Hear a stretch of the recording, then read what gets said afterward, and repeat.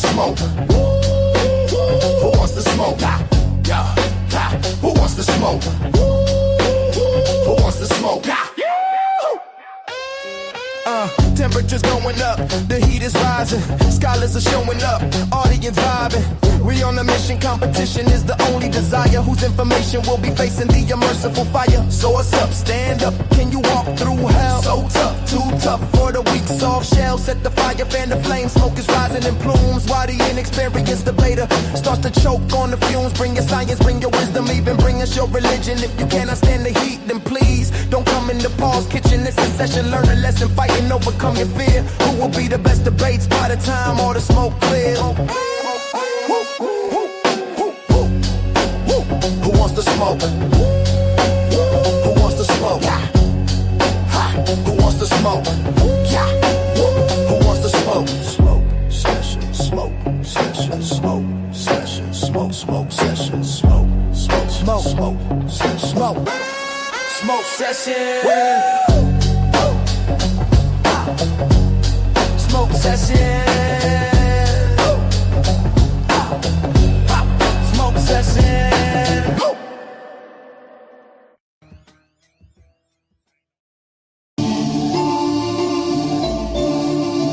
Welcome to the jungle. You know Philly Fred. Rest in peace, Sexo from OK Corral. It's like this, Honey Park style. My peeps in county jails, waiting on court dates. Life is written in the shared upstate, waiting to release the spirit back to the black hole. Suicidal vacated notes on toilet paper.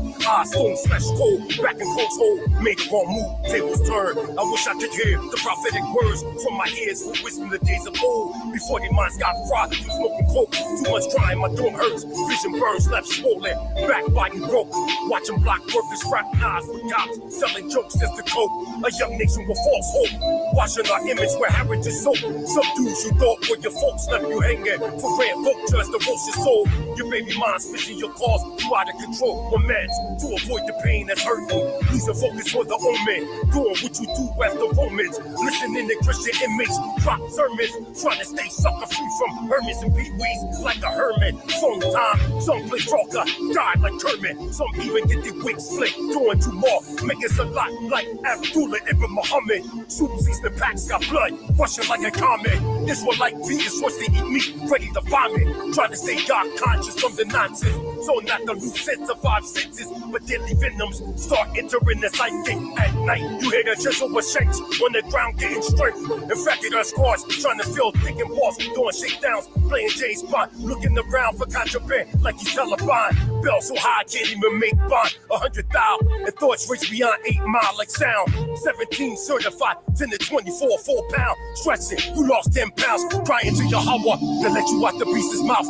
For years, go and tell pro, watching like SWAT. They catch the brown fox, getting shot, drugged out, caged in the box. Original man in rage. Original man in rage. Bloodstained Philly street pavement. Wiggles got young boss chest caved in the F, acting like gay men for Cali trades. 2 cookies, Bernard juices. Old heads shake their heads in shame. Losing the lane for the worst. We under a curse. Times is changing. We under a curse for the worst. We under a curse. Times is changing. We under a curse for the worst. We under a curse.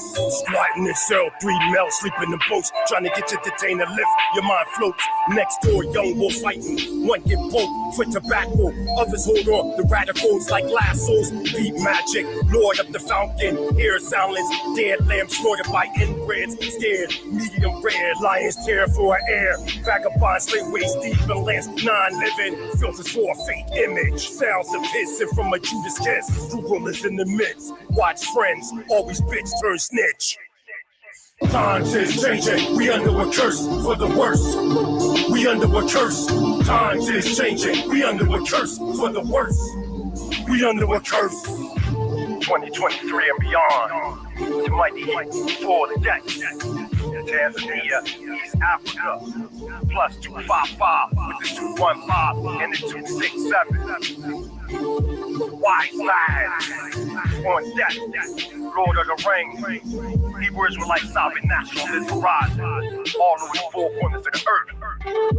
Feel it Africa, feel it Asia, feel it Europe, feel it North America, feel it South America.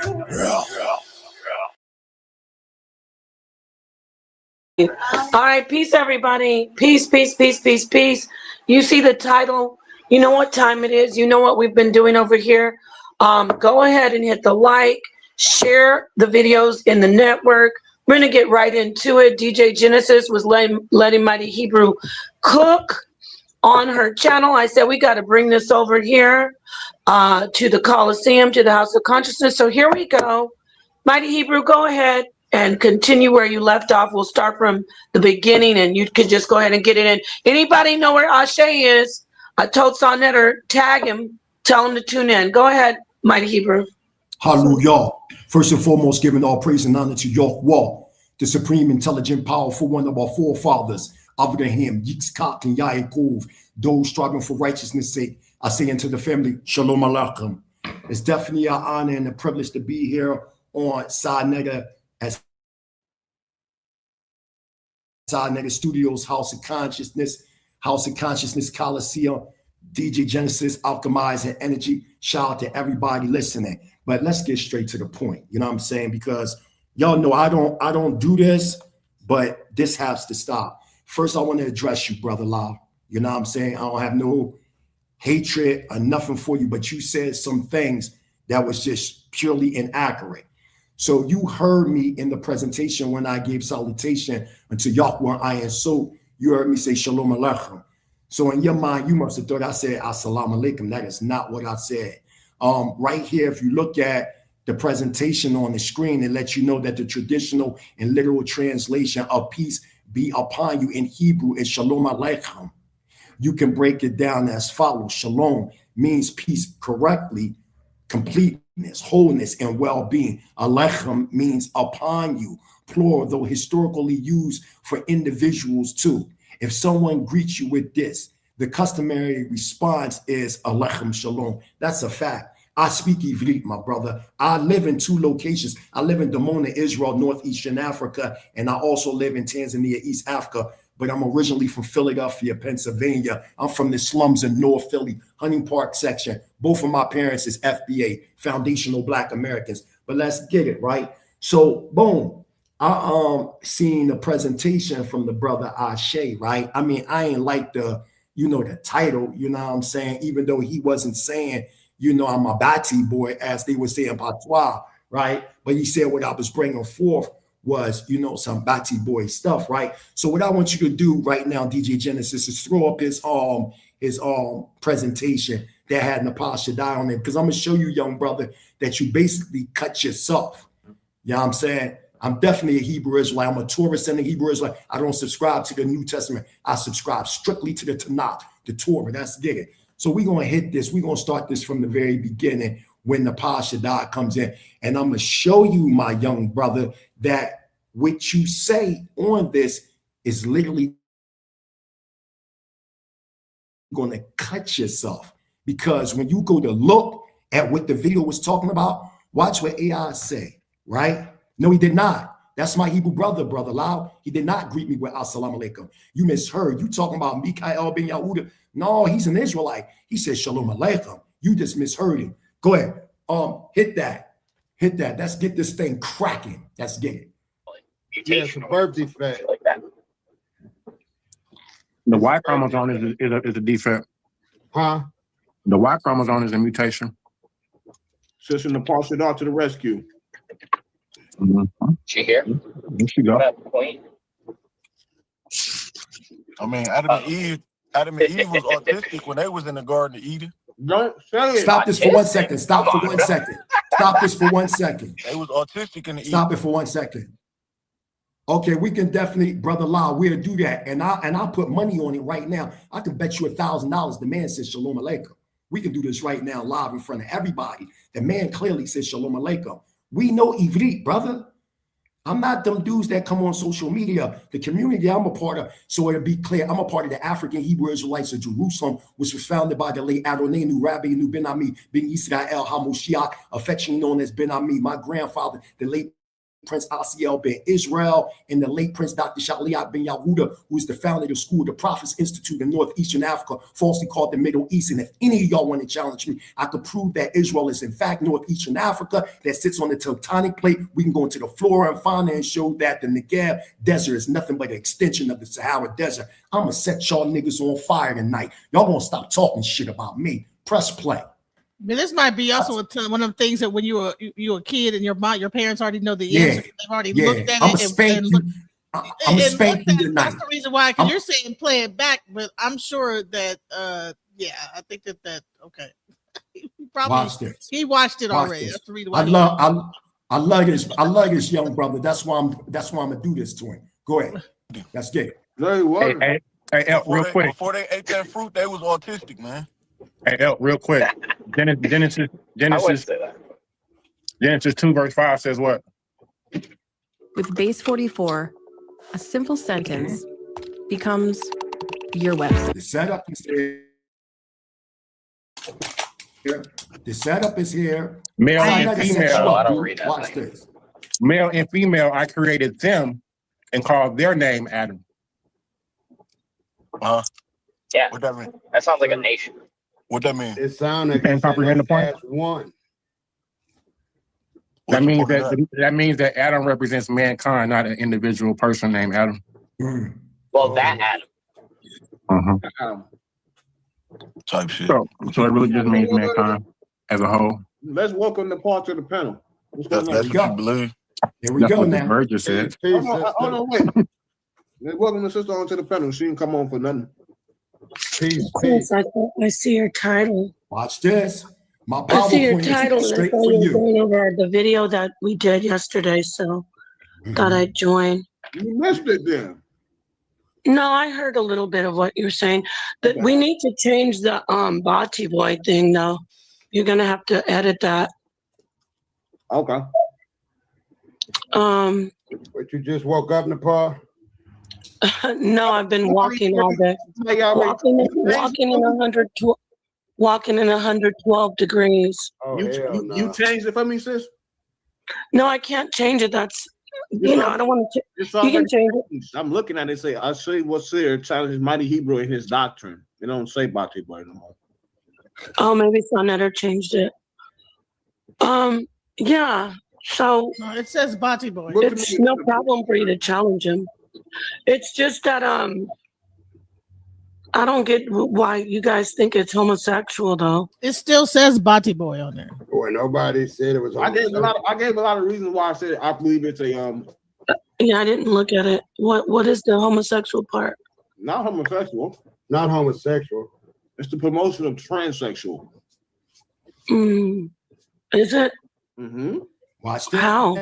You missed the presentation since you have to watch it again. Well, let me explain something to you. When he's saying there is no male and female, I heard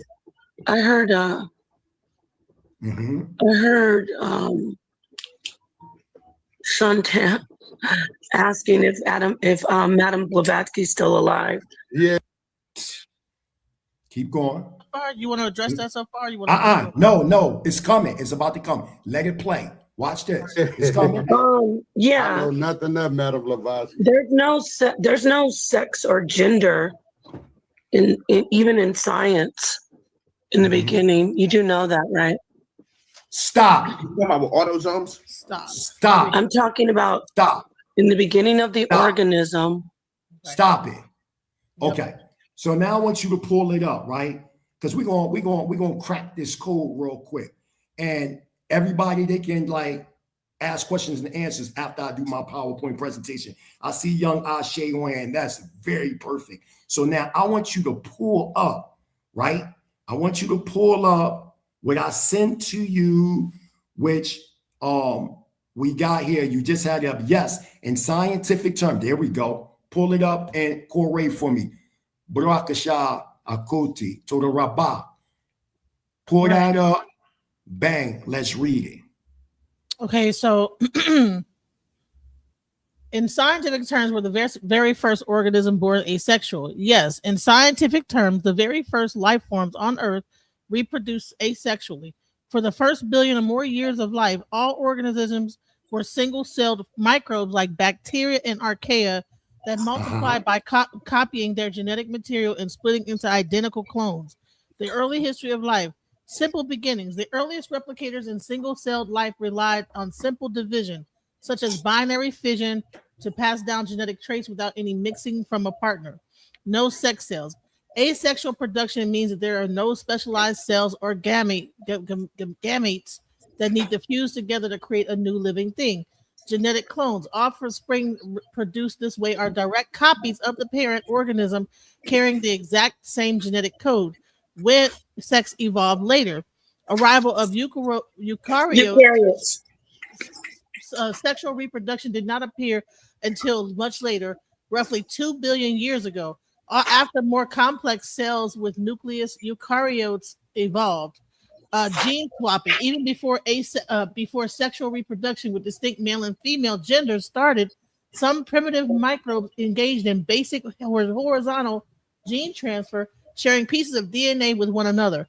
But true sexual reproduction requires the development of meiosis. Right. Now stop. Now put me on screen. Let me show y'all the image. Put me on screen. Here's the book right here. Here's the book right here. I want y'all to see it, right? That I got the book right here, Unveiling Genesis, Mystery of the Root, Races, and Cycles, right? And if you go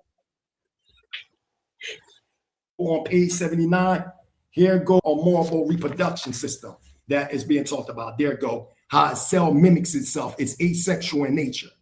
So Napasha Dow was absolutely correct when she said the very first life forms on Earth were asexual. Now go back to the presentation where Napasha Dow is still talking because he's going to stab himself when he asked to look up my video. Watch this. Keep going. Let's get it.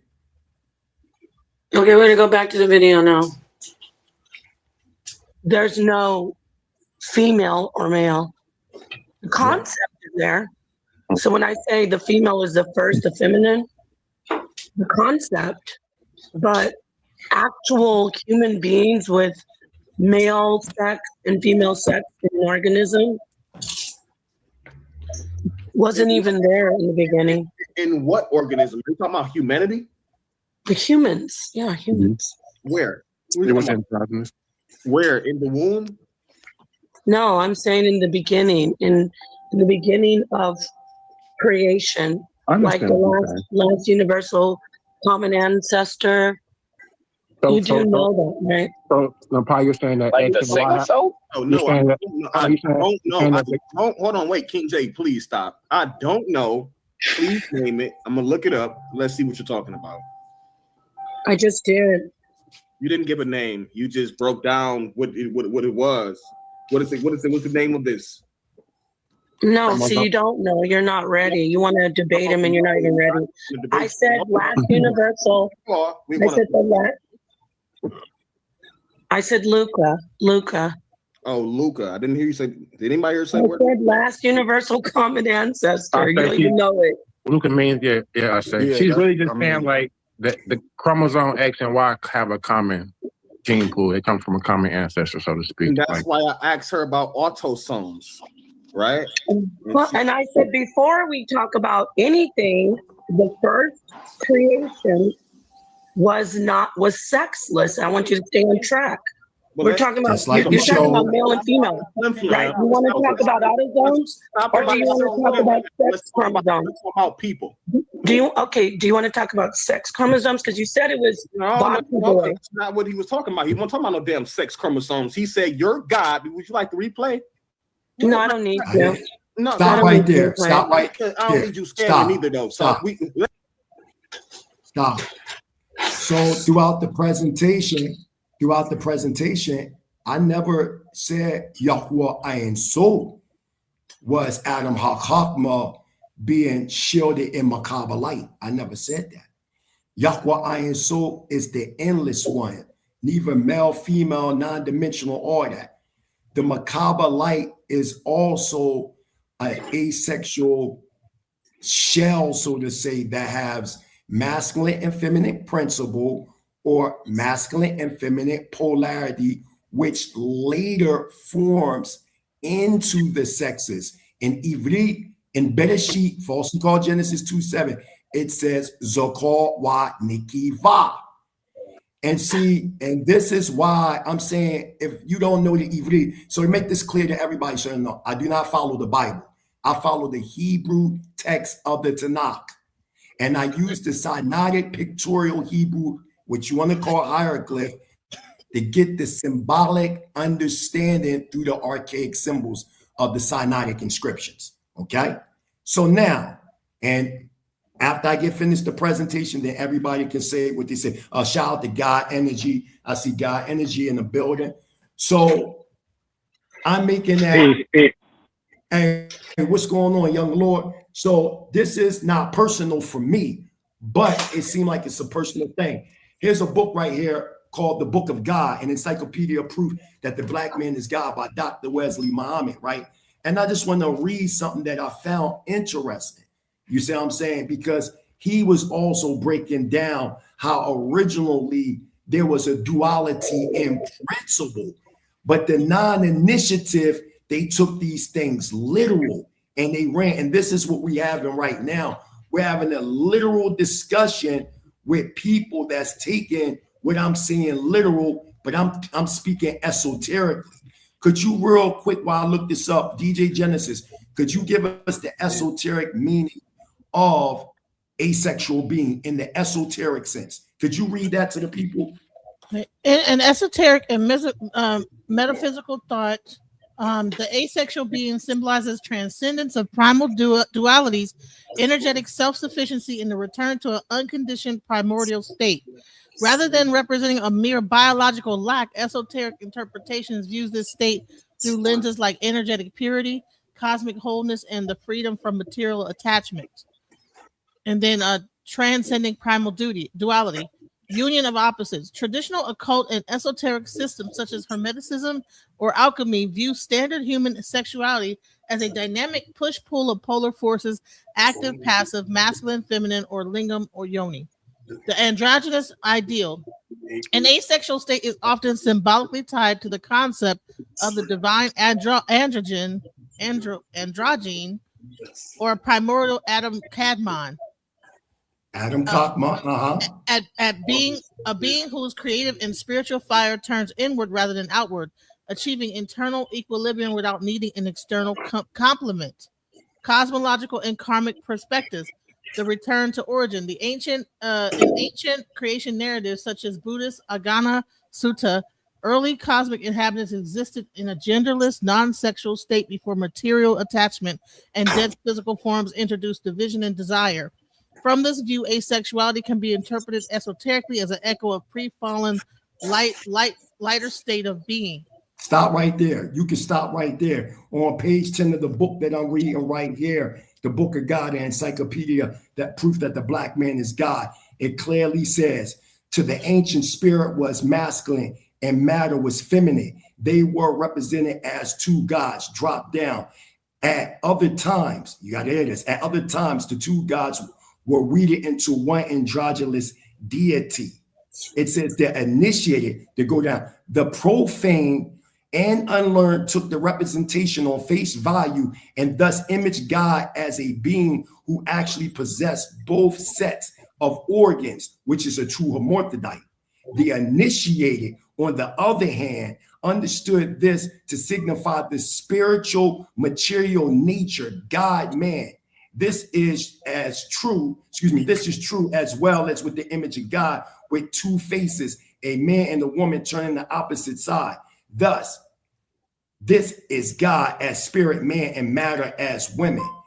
Our woman, the stages of alchemy reveal the secret of their great work in these words. Make the fire to burn in water and make the water to feed the fire.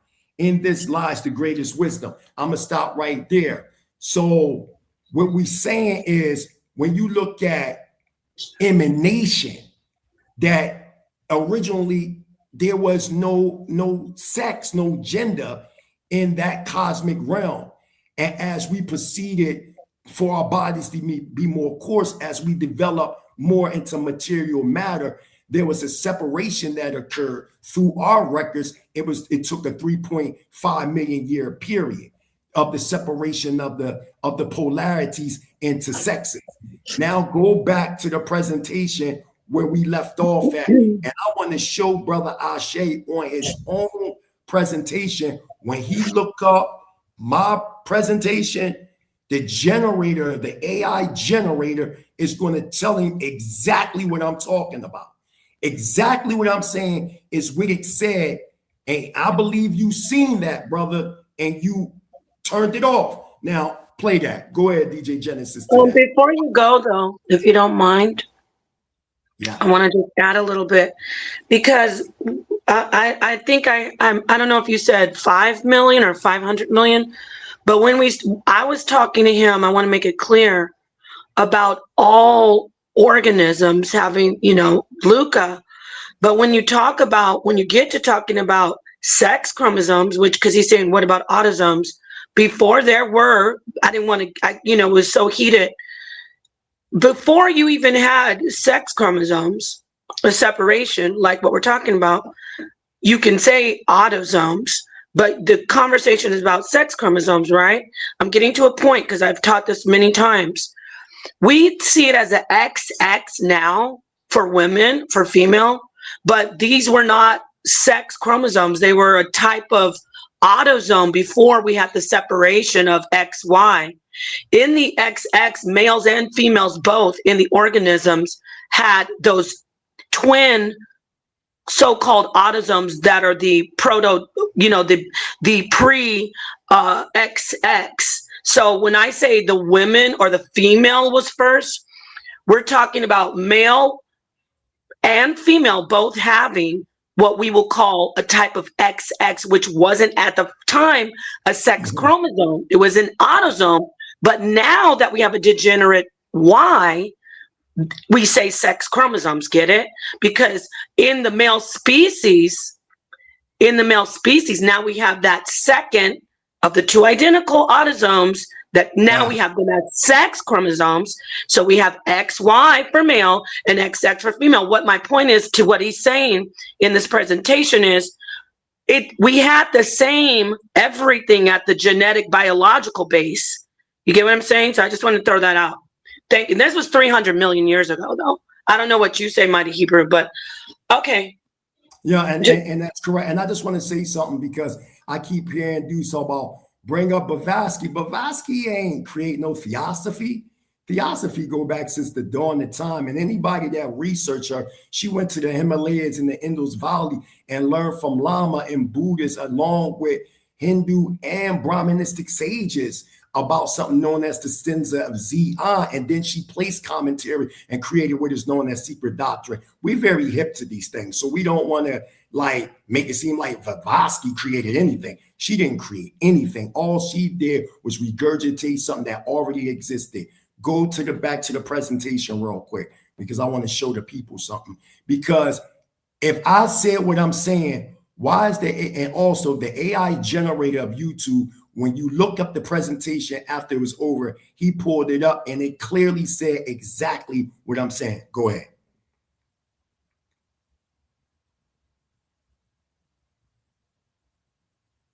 Now I'm scamming.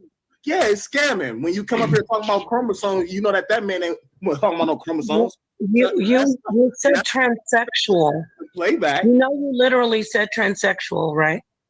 Navan, the #1 rated business travel platform, lets your team book work travel in one place. Flights, hotel. Mm-hmm. So sexual is in transsexual. Mm-hmm. So I said there was no sex in the first creation. And he said asexual, and sex is an asexual, correct? And he said asexual in the metaphysical, esoterical, theosophical sense. Meaning, yes, I know that triggers you. Meaning, it's just a lot of words. And nobody, I don't like how you trying to wrap this up and play around with it. Who's scamming you? First off, wait, hold on, Ashe. Who's scamming you? You scamming? That's just scamming, bro. Okay. Elaborate. Elaborate on the truth. All we gotta do is take it slowly. Who's scamming? I want you to elaborate on that. Nepal Shada is twisting the truth, aka scamming. Stop it for a minute. Stop it. You're rewording his words to fit the narrative that you're here trying to. I want to give a shout out to By Any Means 1020. You absolutely correct. And if you could pull up some of the comments, he's saying only a fool would believe Adam H.P. Blavatsky created this stuff. Only a fool would believe that they created these occultic thoughts. Do y'all know that there was a black man? I ain't even gonna go there. Oh my gosh. Yeah, are y'all familiar with Randolph Pascal, who is African black man who actually taught, Blavatsky? But you see, I'm not even gonna go there, man. But real quick, I want to preface not to cut you off, but I want to just set the tone. We get heated up here.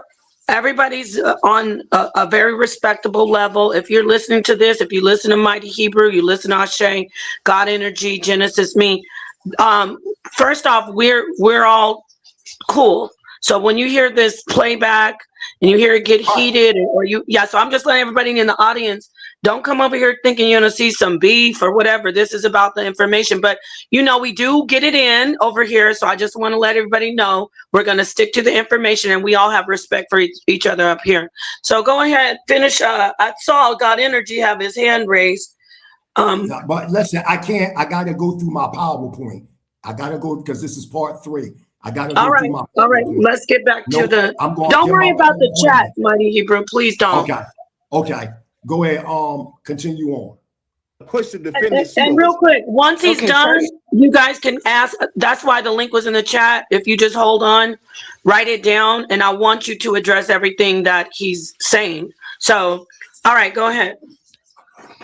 Oh, you talking to me? I'm sorry. I got my kids in a array of things. I'm talking to you, brother. I'm talking to you and God Energy. So I just want him to get through his presentation. I already got my talking points. He ain't saying nothing new. But go ahead. Okay, I don't want to be interruptive or disruptive.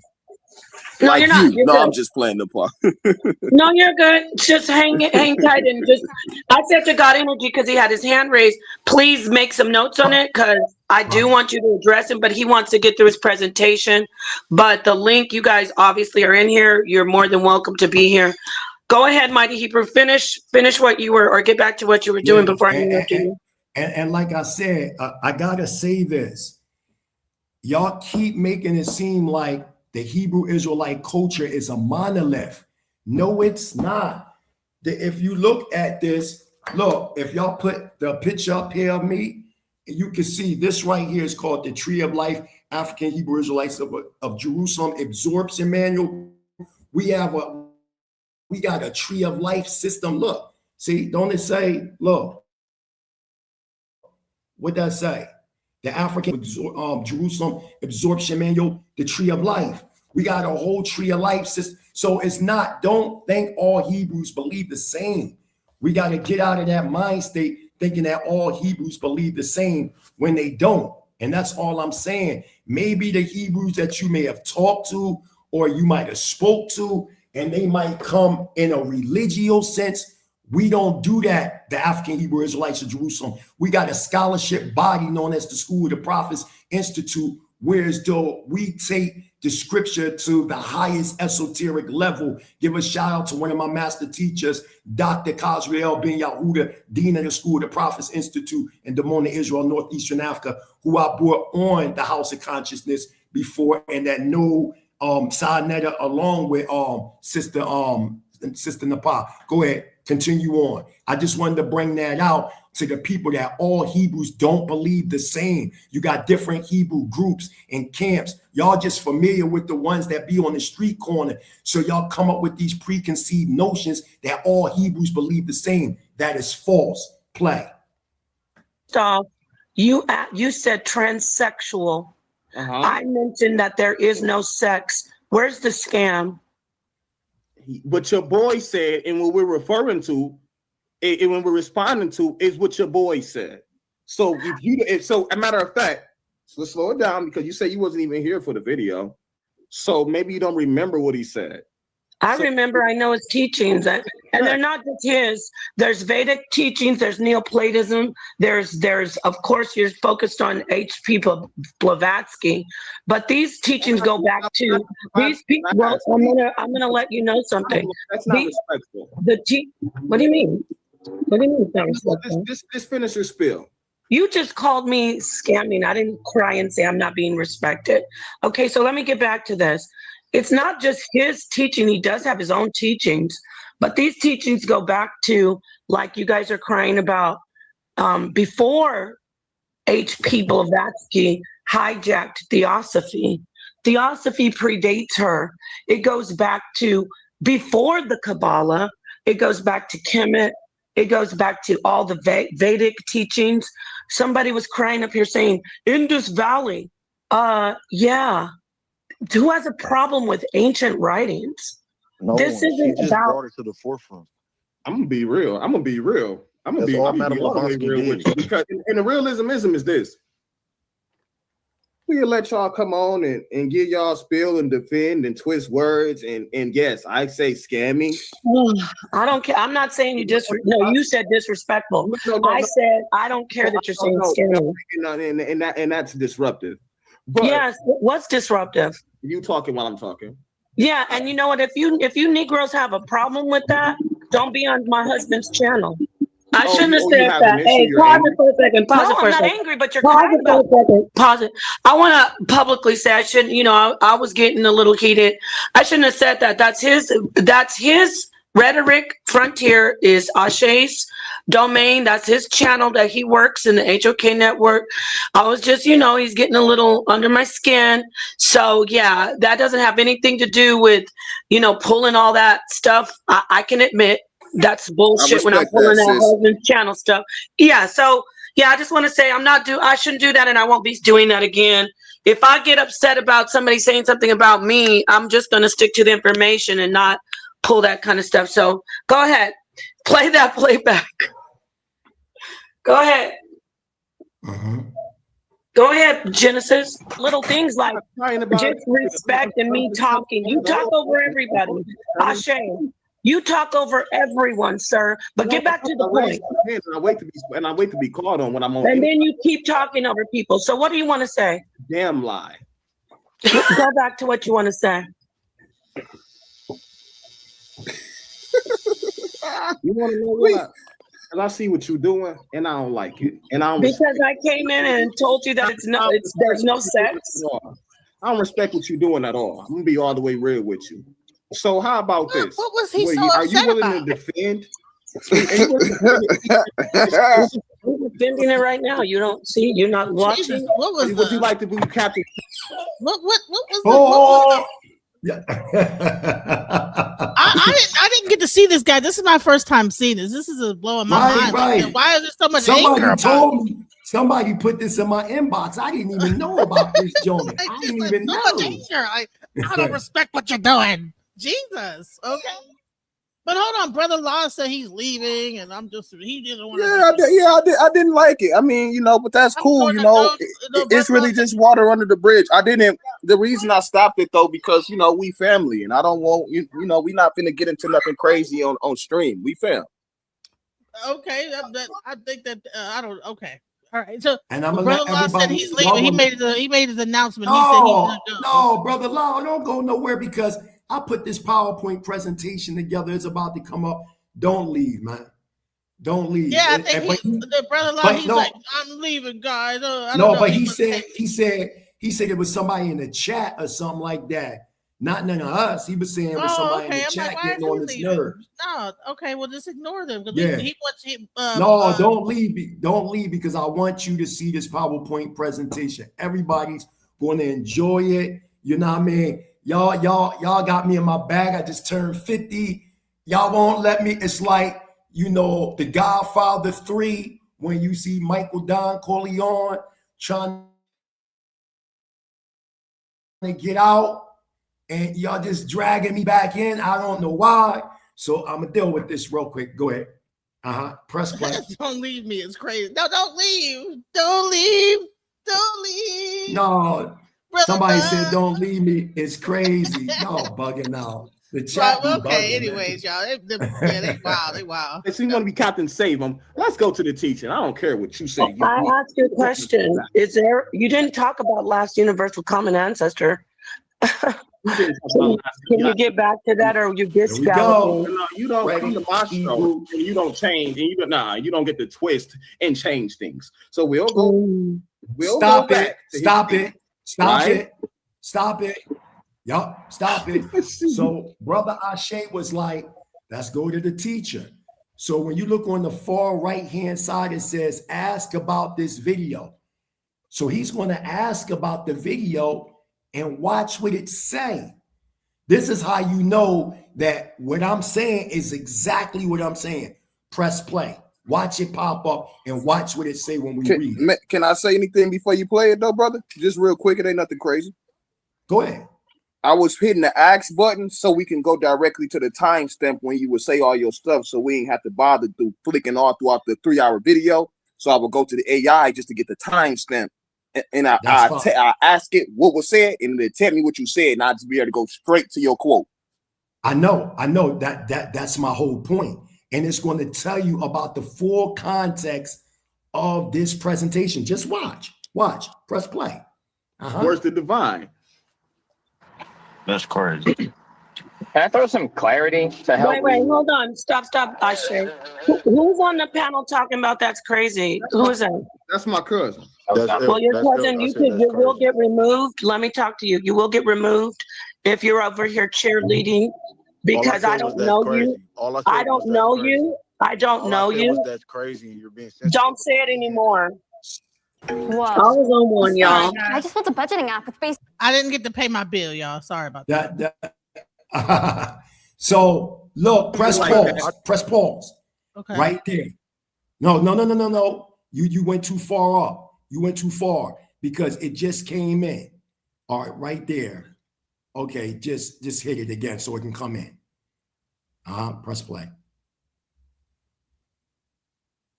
Take the volume off. Wait, hold on. Stop, Ashe. Who's on the panel talking about that's crazy? Who is that? That's my cousin. Well, your cousin, you will get removed. Let me talk to you. You will get removed if you're over here cheerleading. That's annoying. I don't know you. I don't know you. That's crazy. Don't say it anymore. Don't say it anymore. Don't do that. I sound like a Karen. I'm not lying. I didn't have to Don't say it anymore. Stop Damn. it. I was on my Karen, y'all. I know, stop it. Don't say it anymore. So if y'all look on the right-hand side, blow it up. I didn't drop it, though. I want y'all to hear this. Look at the far right-hand side. And Brother Ashe wrote what it said about the androgynous beings. Can you read that, DJ Genesis? Listen to what it says about what the video is talking about. Listen. All right. The video discusses the concept of androgynous or asexual beings as part of a historical esoteric progression of human form and consciousness. Here's a breakdown of what is said. The original state. The speaker argues that the original human beings were androgynous or asexual in nature, encompassing both masculine and feminine principles within a single unified being before the separation into the distinct male and female. And then I got to play a little more to get to the rest of it. Yup, and female sexes. Exactly. So that's exactly what I'm saying. With that said is exactly what I'm saying. That's exactly what I'm saying. I didn't say anything crazy or inaccurate. Press play so the rest can come up. Better. I'll do you one better. So the rest can come up. Okay, stop. Continue to read, DJ Genesis. Okay. So it says what else does it say? Texas we know today. The term asexual is used in an esoteric sense rather than a purely biological one. It refers to a state of being that transcends physical biology, representing the unification of eternal spiritual energy rather than simply being. Thank you. Now you heard that. Don't do that. He wanted to drop in. Nepal, this is crazy. Hold on. Nepal, this is crazy. Nepal. Hold on, young brother. Oh, yeah. You can stop there now. You can stop there. So what I'm saying is very clear and it's very simple. The problem what's going on is the literal interpretation of what is now called the Bible. I am not coming from the Western understanding or Judeo-Christian understanding. I am going back to the ancient understandings of a group of Hebrews known as Yadavas, going back to the Indian subcontinent. And when you read their material and understand it, they understood the Genesis by using the Yuga cycles to break down their cosmic history into the physical history, starting 311 trillion, 40 billion years up to 1,000 years ago. And they used the so-called 7 days as 7 created cycles. The word day does not mean day in the Sinaitic pictorial Hebrew. It means that which containeth life. This is a fact. This is a fact. So now what I want you to do is pull up the PowerPoint presentation. But before I start, if anybody want to say something, go ahead. But pull up my PowerPoint presentation. Let's get it. Go to the first. That's the second. Go to the first. Is God Energy still in here? Oh no, yeah. I do want to ask the brother, how long is the presentation? Like, how many slides? Do you know? I don't know. I don't. Probably like an hour. You know what I'm saying? I got time.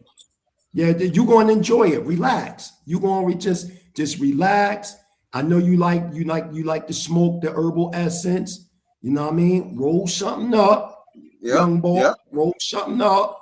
You know what I mean? And we gonna dissect this information. So, but I'm saying, anybody got anything to say before we get into the presentation? And this is not new Wahabianism on steroids. Y'all gotta stop. Y'all making it seem like these this is how I know y'all do not travel.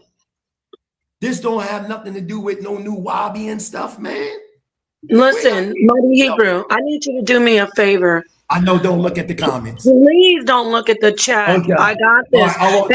And just ignore it, because I want you to get through your PowerPoint, and then you and I shaking. Yeah, I'll take care of whatever. Fine. Don't even look at the chat. Please don't.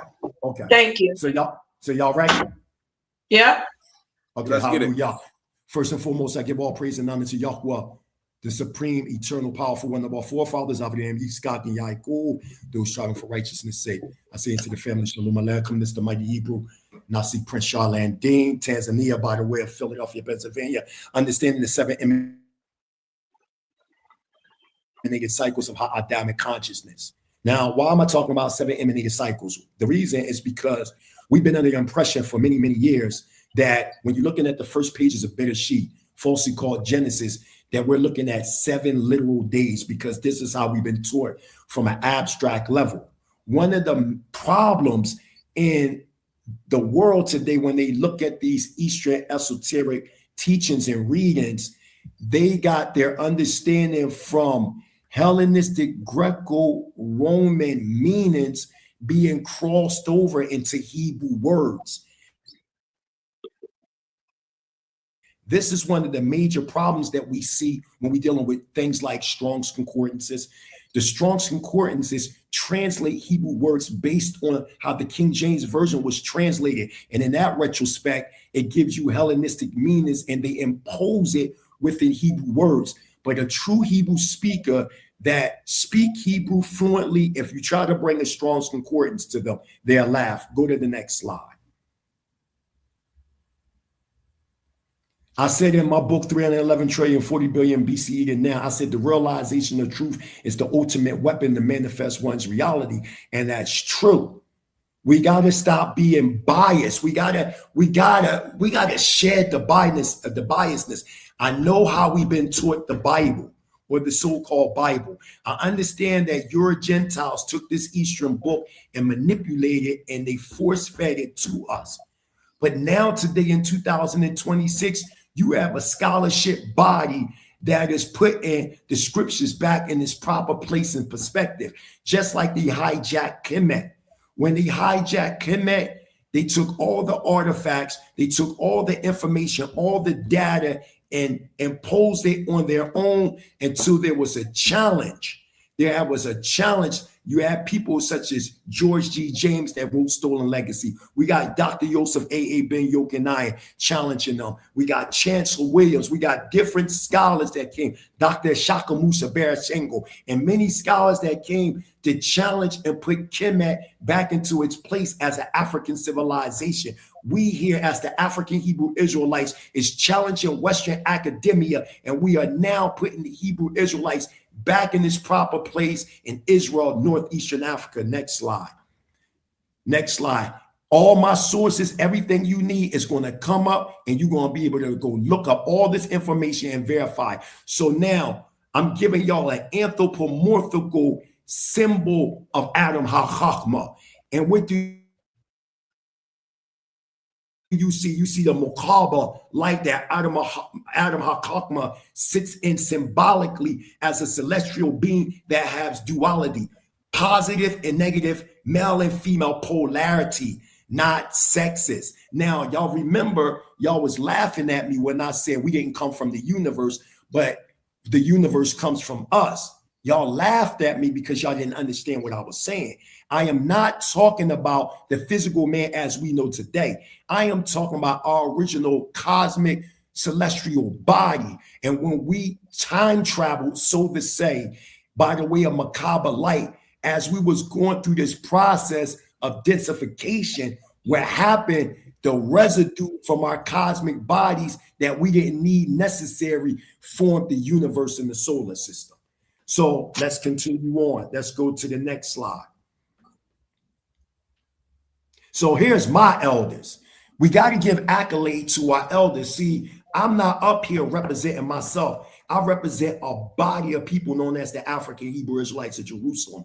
These are my master teachers that I sat under personally. You see my spiritual grandfather in the black, the late Prince Asiel ben Israel, who has been on the House of Consciousness, Napah Shaddai, Sadnetta, all them, took them down there to Chicago. They know Prince Asiel personally. My master teacher, the late Ben Ami, in the center. You see sitting there, Dr. Shaliat Ben Yahuda. These are the original 12 princes that found our community, the African Hebrew Israelites of Jerusalem. The reason why I'm showing Brother Ashe this, because when I break that up, you was like, huh, that's a scam. No, this is a vibrant community, which is actually the biggest African-American or Black American I need y'all to mute y'all mics.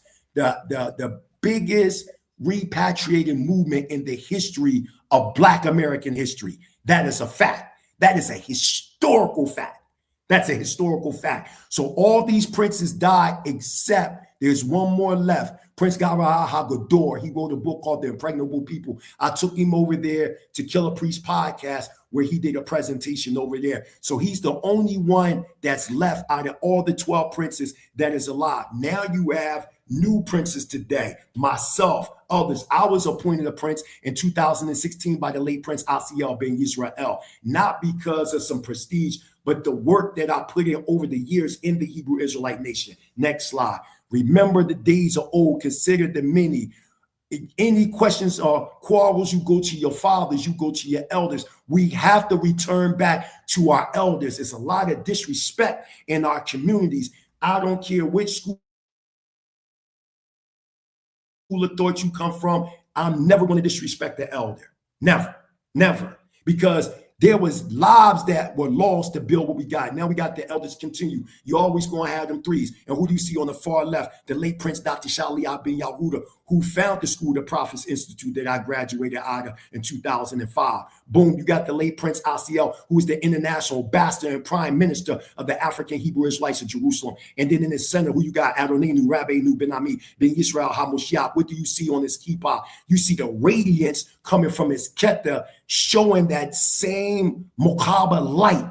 That same macabre light. These are the elders that taught me what I'm teaching y'all. Continue on. Tamshi Barakashah.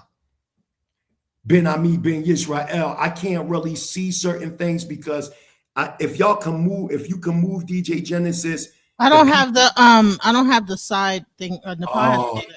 Okay, no problem. I can look. No problem. No the problem. Can you move us to the side? I don't have the one that moves us to the side. I got my PowerPoint right here. No, that's not the one. No, what do you need? Tell me what you need. No, you know how we're on the bottom. Can you move us to the side? I don't have the thing that moves us. Right, got it. Okay. So as you see, Ben Ami Yisrael, he was born 10/12/1939. He died 2014. You see the 8 on the side. Why? Because we represent 8 as infinity. And when you go into the covenant of the 17th chapter, the Bereshit, all the male children were told to be circumcised on the 8th day. And Hebrew Gematria, the number of the Tetragrammaton is 26. 2 + 6 = 8, which is the sign of the covenant, which is eternal from everlasting to everlasting. Olam, hallelujah. Tumshi, next slide. Now we're getting into the 7 root races of the celestial or the terrestrial cosmic era. That's what we're getting into right now. I'm seeing it left the screen. It left the screen. I got to wait for them to come out. There we go, right there. There we go, right there. So each dispensation or each root epic is symbolic to each day that you see in the creation story, or really better yet, the emanation story.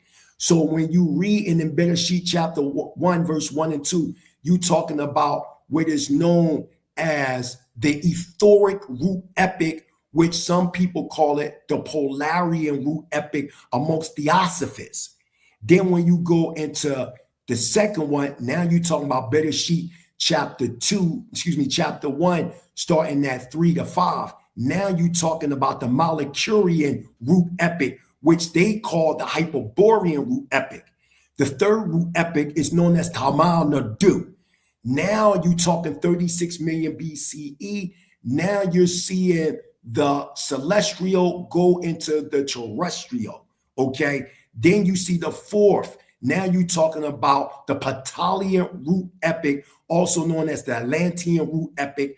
And then you have the Aryan. I want to stop y'all for a second with that because y'all been under the impression with the false pretense that there was an Aryan invasion in India from 1500 BCE to 1200 BCE. That is a lie that was created in 1856 by a man by the name of Max Muller, who came in with the help of the British, and I'm going to prove this tonight, who funded it. The real Aryans were the black Yadavas and the black Dravidians that created the caste system defining nobility. It had nothing to do with race. Now you see the 6th root epic, which we're going into in the next 25,000 years. And then the 7th root epic is known as the Shabbat root epic. And then you see an implosion. Hallelujah. Y'all go to the next slide. Because when I show y'all the archaeological evidence that the Indus Valley is older than Kemet, like I've been telling y'all for years, y'all gonna be like, oh snap, right? And then you see this image. This is an anthropomorphical image from us coming from the celestial to the terrestrial by the way of time travel, by the way of Mokaba light. When you see the Bereshit code, the only way you're gonna understand it, bro, is that you got to use by the way of the Yuga cycle. Next slide. Next slide. I'm just giving y'all an anthropomorphical image. Now we are Adam, Hakakma, and Lumeria, right? Here we go again. We still see that Sephiregatory of life. Y'all got to stop giving Europeans all this credit. Our ancestors been teaching the things that they now saying in scientific terms. The Enlightenment age was for them. It wasn't for us.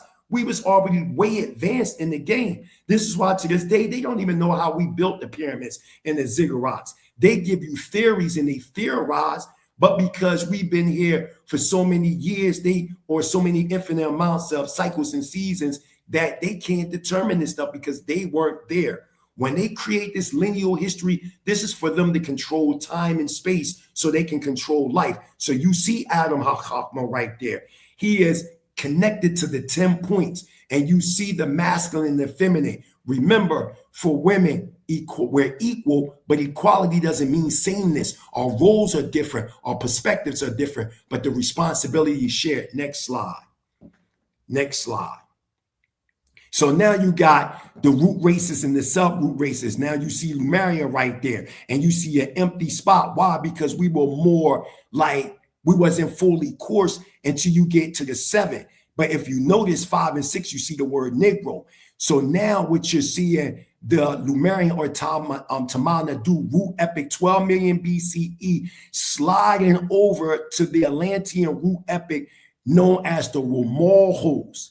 The Romorhos came roughly around 5.5 million BCE amongst the Ashanti area, coming by the way of Tanzania and shooting and creating the first Native Americans in the United States and all throughout South America, known as the Tavaklis. As you keep going on, you will clearly see these different root races or pre-Diluvian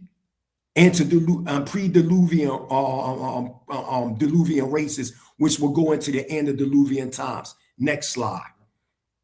So now you see a world map right here, where you see how the earth was in its prime. So right here, we talking roughly 36 million BCE. This is where you see the Lemurian giants, or that's what they want to call it, but we call them the Elohim beings that walk the earth. This is roughly around 36 million BCE. Keep going. Watch this. So now this is in the book from W. Scott Elliott called Legends of Atlantis and Lost Lemuria. And you see the Tamana-Du, 36 million BCE. And you can find this in the Book of Manu, which have nothing to do with theosophy. They talk about the same thing. You can go to the Ramayana and many other East Indian records and find this information out. Continue on. Now, in the History Channel, we see them talking about Kumar Kandam, which we call Tamana-Du. At one time, we clearly see Madagascar and Sumatra connected to this. And then you also see the Indian subcontinent also connected. And when we deal with the history, we always hear about some of the oldest human remains going back to where the mountains of Maru and all that is at.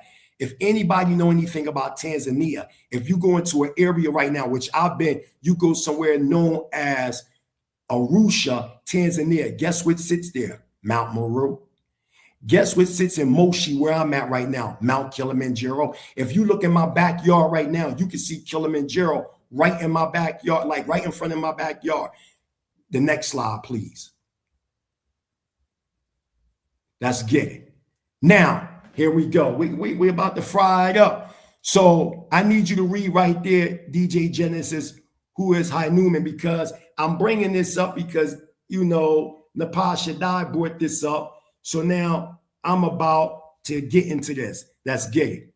Who is Hanuman? Part human, part monkey. Hanuman is a central character in the Hindu epic Ramayana. He is generally depicted as a man with the face of a monkey and a long tail, often described as the son of Pawan, the Hindu god for wind. Hanuman is known for his extraordinary daring feats, strength, and loyalty. Now, and where is that source coming from? It's down the bottom. Indian what? India probes identity card for monkey god Hanuman. Okay, so I'm going to show y'all, like y'all might be like, damn, why is he bringing this up about Hanuman? Go to the next slide. Let's find out. Let's find out why. Now, I'm showing y'all a picture that they're using today of Hanuman, right? But what I'm going to show is that, oh, shucks, here we go now. Here we go. So you got Rama. Rama was this god of the Hindus that supposedly created this 8-man called Hanuman. So if you see right here, you have what is known as Ramapithecus and Shivapithecus. Now, those over there in the Indian subcontinent that are paleontologists and archaeologists, they named the Ramapithecus from 16.5 million BCE, the name Ramapithecus after the Hindu god Rama, who supposedly created the 8-man god Hanuman. Continue on, read it. I'm going to let you hear it from out of their own mouths. Read that right there. What is Ramapithecus? Come on. Ramapithecus is a fossil anthropoid ape of the Miocene epoch, known from remains found in Southwest Asia and East Africa, and probably ancestral to the orangutan. It is named Rama plus Greek Pithecus, ape. Okay. Ramapithecus, encyclopedia.com. Absolutely. So, and as we keep reading, you're going to see the archaeologists and paleontologists from the scientific books say that they got the name Ramapithecus from the Hindu deity Rama, which reminded them of the Ramayana records. Next slide. Now we're in the Legends of Atlantis and Lost Lemuria by W. Scott Elliott. And we're going to get into something known as Descent of the Mindless before I show the archaeological and paleontological evidence of what I'm talking about to be true, right? Because y'all say source up or shut up over here, right? Okay, let's get it. So go to the next slide. So now you got Descent of the Mindless, right? Now I want y'all to hear this. The shameful acts of the mindless men at the first separation of the sexes had its best be referred to in the words of the stanza of the archaic books of Zion. No commentary is needed. So it's no commentary, going straight to their records, to the Indus Valley records on this tip. During the third cycle or root epic, the boneless animals grew and changed. They became animals with bones. Keep going. You can go to the next slide. Animals with bones, and their bodies became solid. The animals separated first. They began to breed. The twofold man became separated also. Stop. So it's talking about exactly what I'm talking about, that androgynous being that's neither male nor female, but had male and female polarities, which would later separate and become sexes. I'm not making this up. This is what it says. Let us, listen to what it says, let us as they, let us unite and make creatures. They did. And those that had no spark, meaning that the very, this manifestation that was taking place, right? They were dealing with what is known as instinctive will. This is why when you read in the better sheet and it says, man has become as gods, knowing good and evil. Take away the word God and just say, man has become conscious.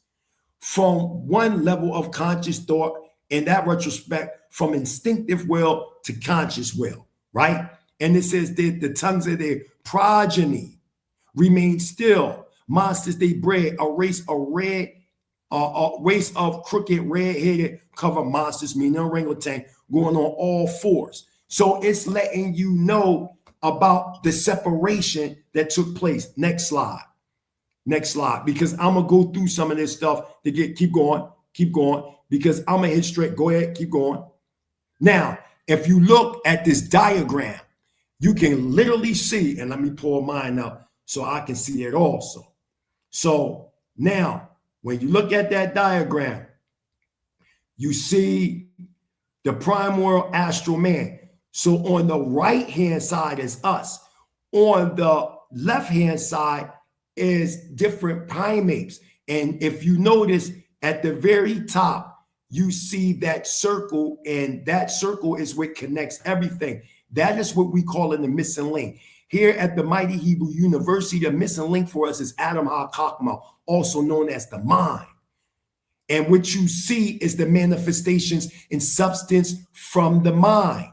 Keep going. Next slide. Keep going. Keep going. Don't worry about that. Keep going because I want to keep going this side of my book. Stop there. Okay. Could you read this to us, DJ Genesis, please? Genetic studies reveal some modern humans carry DNA from extinct hominid species, evidence of ancient interbreeding. Humanity has a filthy secret. Our ancestors used to have sex with members of other species.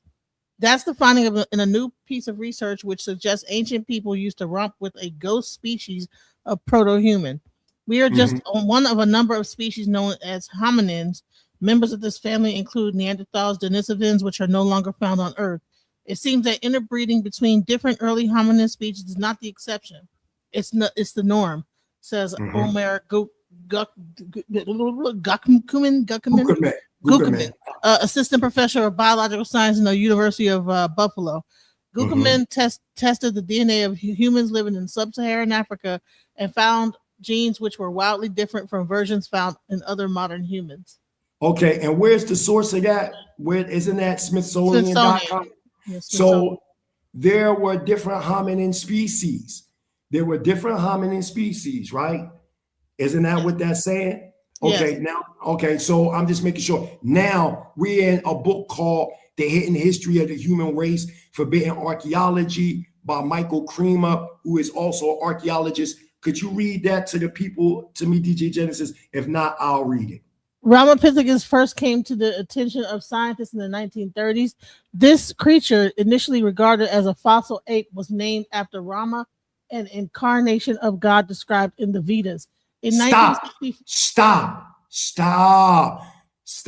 So this is an archaeologist, and you will hear people say they disagree with, but the man's an archaeologist, period. What did he say?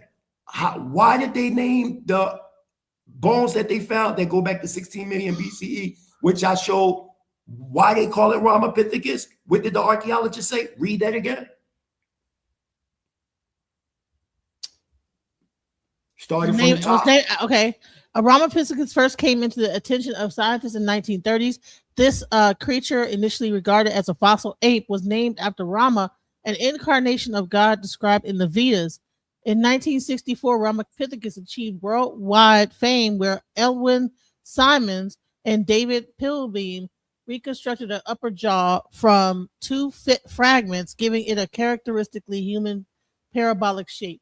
Simmons and Pilbeam pronounced Ramapithecus to be a hominid and erect bipedal primate. In 1964, Elwin Simmons wrote in Anthropology, Ramapithecus punjabicus is almost certainly man's forerunner of 15 million years ago. This determination increases tenfold the approximate time period during which humans' origins can now be traced with some confidence. This was a bit of an overstatement because between Australopithecus and Ramapithecus, there was and still is a gap of several million years in the hominoid fossil record. In any case, Ramapithecus quickly received acclaim in textbooks and journals articles as the earliest human ancestors. As Richard Leakey and Roger Lewin wrote in 1977, Ramapithecus, as far as one can say at the moment, is the first representative of the human family, the hominids. FIX 1984, page 20. Thank you. Go to the next slide. Now we're in the book Human Devolution. You're going to read the green and the pink highlight, the high pink highlight. This is written by Michael Creamer also. Listen to what he says in Human Devolution in the introduction. Check this out. My book, Forbidden Archaeology, co-authored with Richard J. Thompson, documents archaeological evidence for extreme human antiquity, consistent with the Puranas. With the Puranas, the historical writing of ancient India. The evidence places a human presence so far back in time as to call into question the Darwinian account of human origin. And then further down it says, because of this, I wrote in the introduction, we have not been able to develop in this volume, our ideas about an alternative to current theories of human origins. We are therefore planning a second volume relating our. I'm sorry, it's getting kind of hard to read. So it's extensive research. Extensive research results in this area of our Vedic source material. Go to the next slide. It's kind of light on my page. I can't really see it. It's fine. Bone. What do we got here? Bone mystery. The ancient humans have sex with other species than Neanderthalians.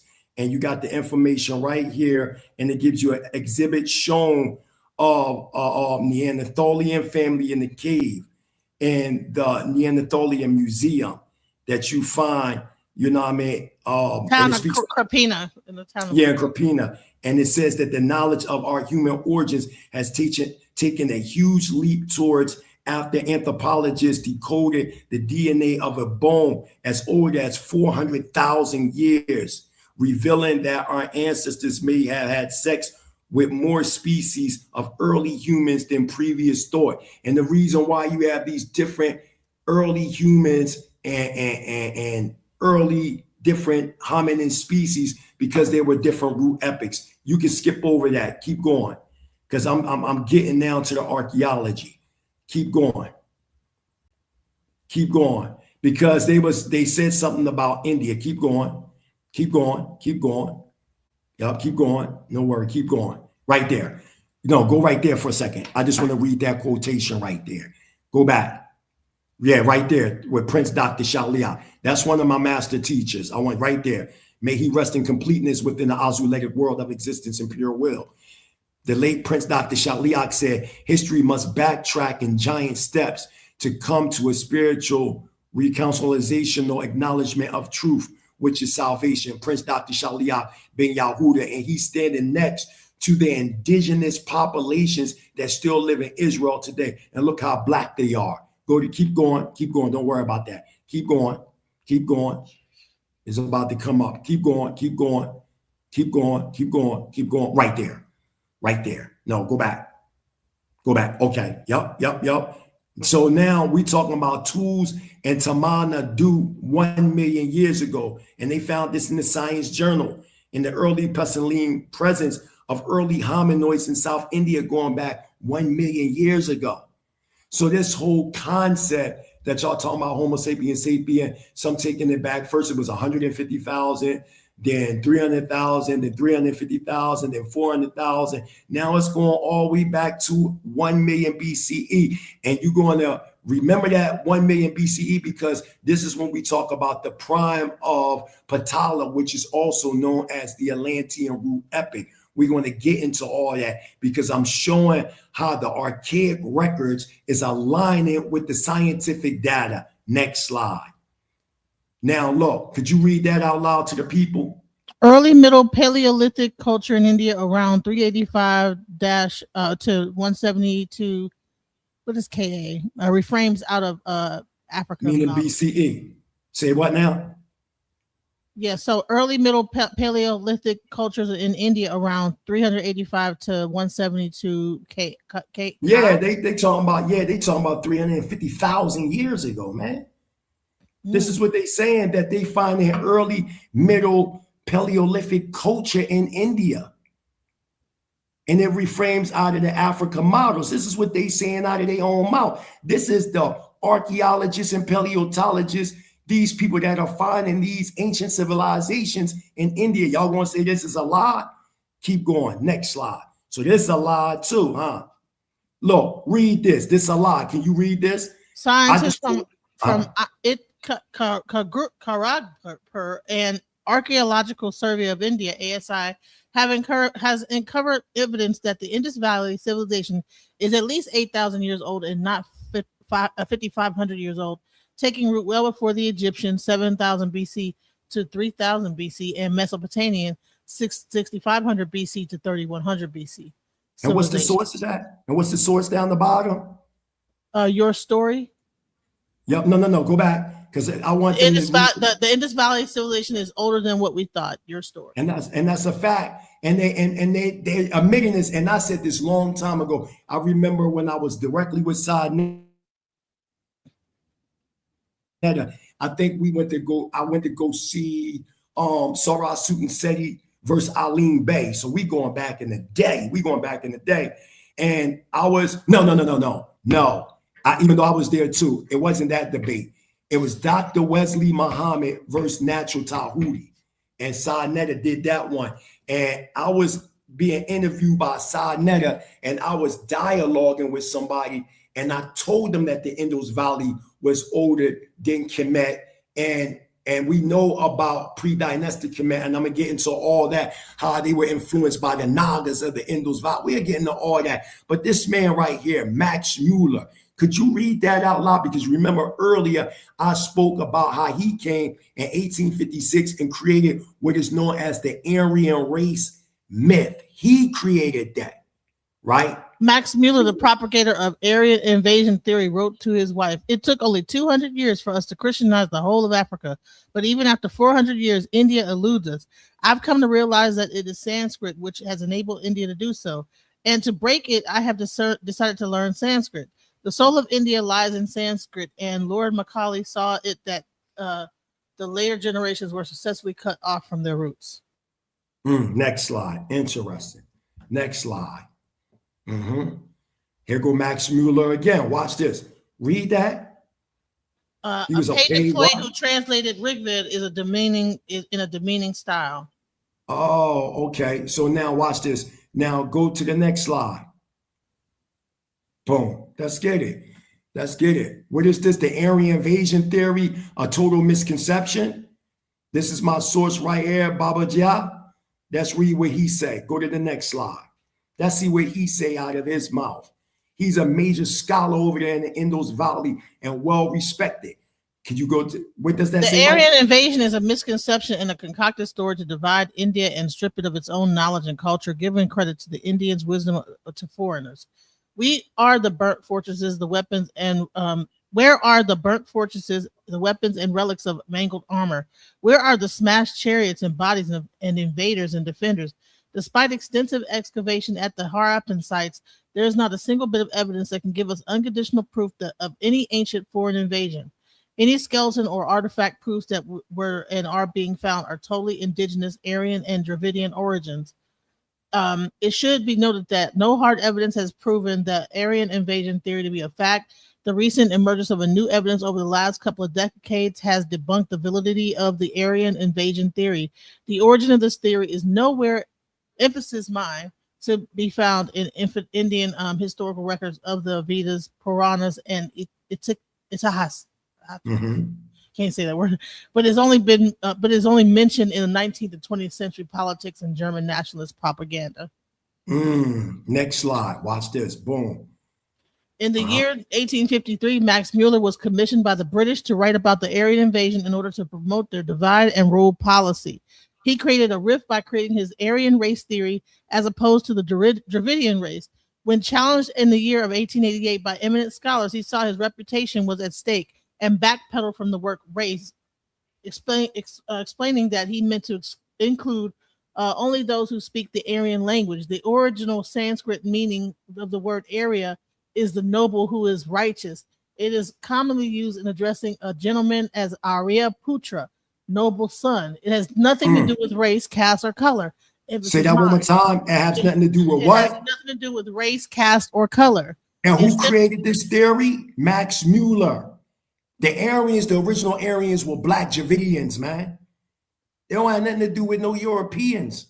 Read on. It simply connotes a noble inhabitant of Aryavatra, the land of India.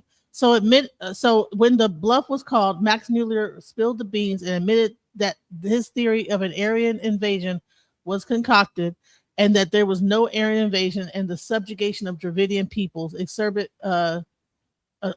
in the book Babaji, The Lightning Stands Still by Yogiraj Gurunath Siddhanath. Next slide. Now we in the search of the cradle of civilization by George Ferguson. These are and Sadas Khan and David Foley, and these are PhD scholars. Let's see what they say about the Indus Valley. And this is a presentation that I put together. I did a book review presentation on this specific book. Check it out. Tumshi, go ahead, read it. Contrary to the school book notion, the real cradle of civilization was not Kemet, Egypt, Kawash, Kush, Ethiopia, nor Sumer, but the greater Indus Valley. The book below is a must-read. Yisro, which completely revisions ancient history and cites the latest archaeological, geological, and linguistic evidence showing that the original Edenian Shemitic Indus Valley had a highly evolved Tamil Nadu, Lemurian, Athala, Atlantean, Ibero-Hebraic culture. This has influenced the world decisively and still has much to teach us today. This book goes into an ancient Edenian Shemitic text called the Rig Veda, and now scholars are saying that this text is much older than assumed, and that the book, in search of the cradle of civilization, decodes the profound spiritual wisdom hidden in its symbols, metaphors, and myths. The three authors of this book also unravel astonishing mathematical and astronomical code hidden in the Edenian, Lemurian, Atlantean, Hebraic, Indus Valley Vedic hymns. The authors, George Florestan, PhD, is a world-known religious historian and yoga researcher. Shabush Kak, PhD, is a Sanskrit scholar and professor of computer engineering at Louisiana State University. And David Frawley, OMD, is the director of the American Institute of Vedic Studies in New Mexico. The book shows us new evidence that the earliest civilization is in fact in Rajasthan, India, dating 50,000 BCE. Also, significant new sites have been discovered, such as the great city of Dhalavira in Gujarat, which is one of the largest ports in the ancient world. Excavation has started in Rakhigari,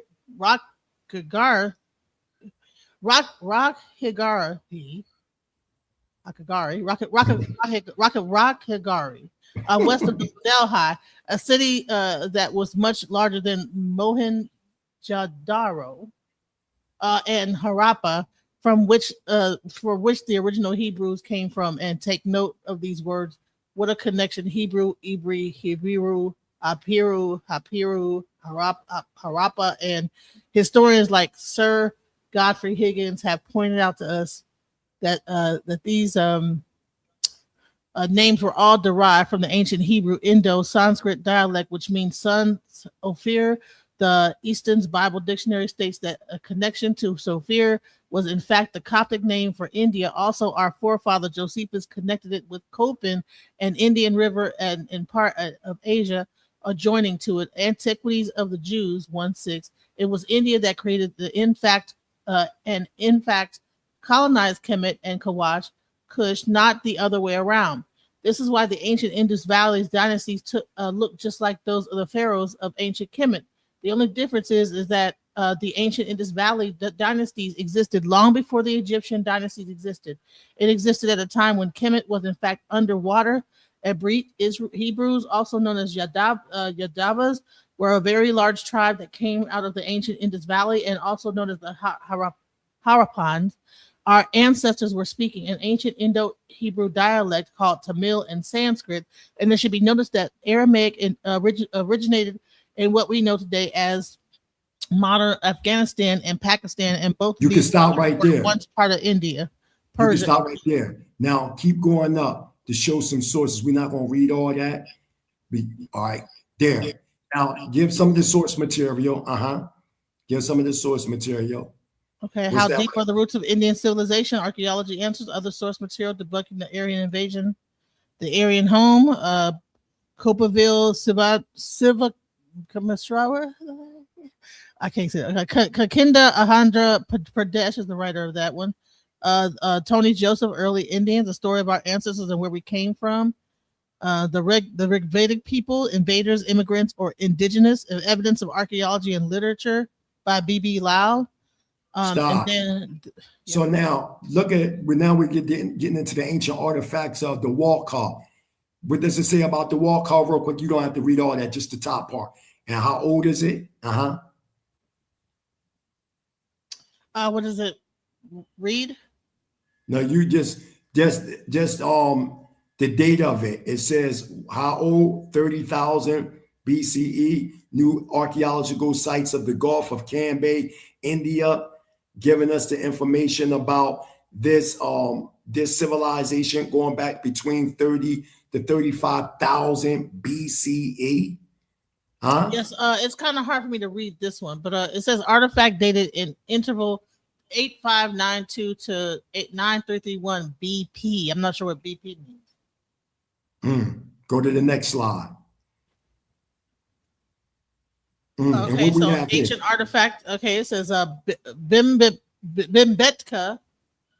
writings and Idakai caves and Karalis Katawaram, a horse, the rider. There's like some pictures and stuff, different things. Right. And they showing 35,000 years ago. Some of them is 10,000 years ago. Some of them is 12,000 years ago. Look at the structures. These are black people that built this stuff, man. Y'all keep saying white folks, no. And even the bones that they found. No, here we go. You start from the bottom up and read. And what do we have? We have Hacha, which is pre-Haraparian, which is 9,450 BCE. We teach here at the Mighty Hebrew University that the last flood, Noah's flood, was 9,564 BCE, and you shoot up to 7,950 BCE, early Haraparian civilization, and then the early mature Haraparian, 6,450 BCE to 4,950 BCE, and then the mature Haraparian, 2,750 BCE. Come on, man. The earth and the cycles. Well, we can get into that. Yeah, the earth and the cycles. Yup, start right there. So if you go into the book, The Earth and its Cycles by E.W. Preston, right? It breaks down the chronological history that I'm talking about, Atlantis and the fourth root cycle, and the summary of the main dates and events concerning the Atlantean races. And these were all Black people from 5 million BCE to 10,000 BCE. So when you start talking about roughly between 5 million to 4 million BCE, you get the Ramoho race founded in the Ashanti land, also known as West Africa, and they gradually spread it all over what you know as Northwestern Africa. This is why you have Herodotus even talking about the Atlantean people. And then you got the scientific evidence of the late Pleiadian period, right? And then you start talking about 3 million to 2 million BCE. Now we got the Tavaklis that founded and spread it throughout Asia and South America. Then you got 2 million to 1 million BCE, the pre-Toltecs. And what they started to do is they started to spread in populations as Mexico and Peru. We're not talking about Toltecs, but we're talking about pre-Toltecs. Then you get 1 million BCE, the golden age of the pre-Toltecs and their great empire, the Golden Gate, and the Golden Gate would be in South America.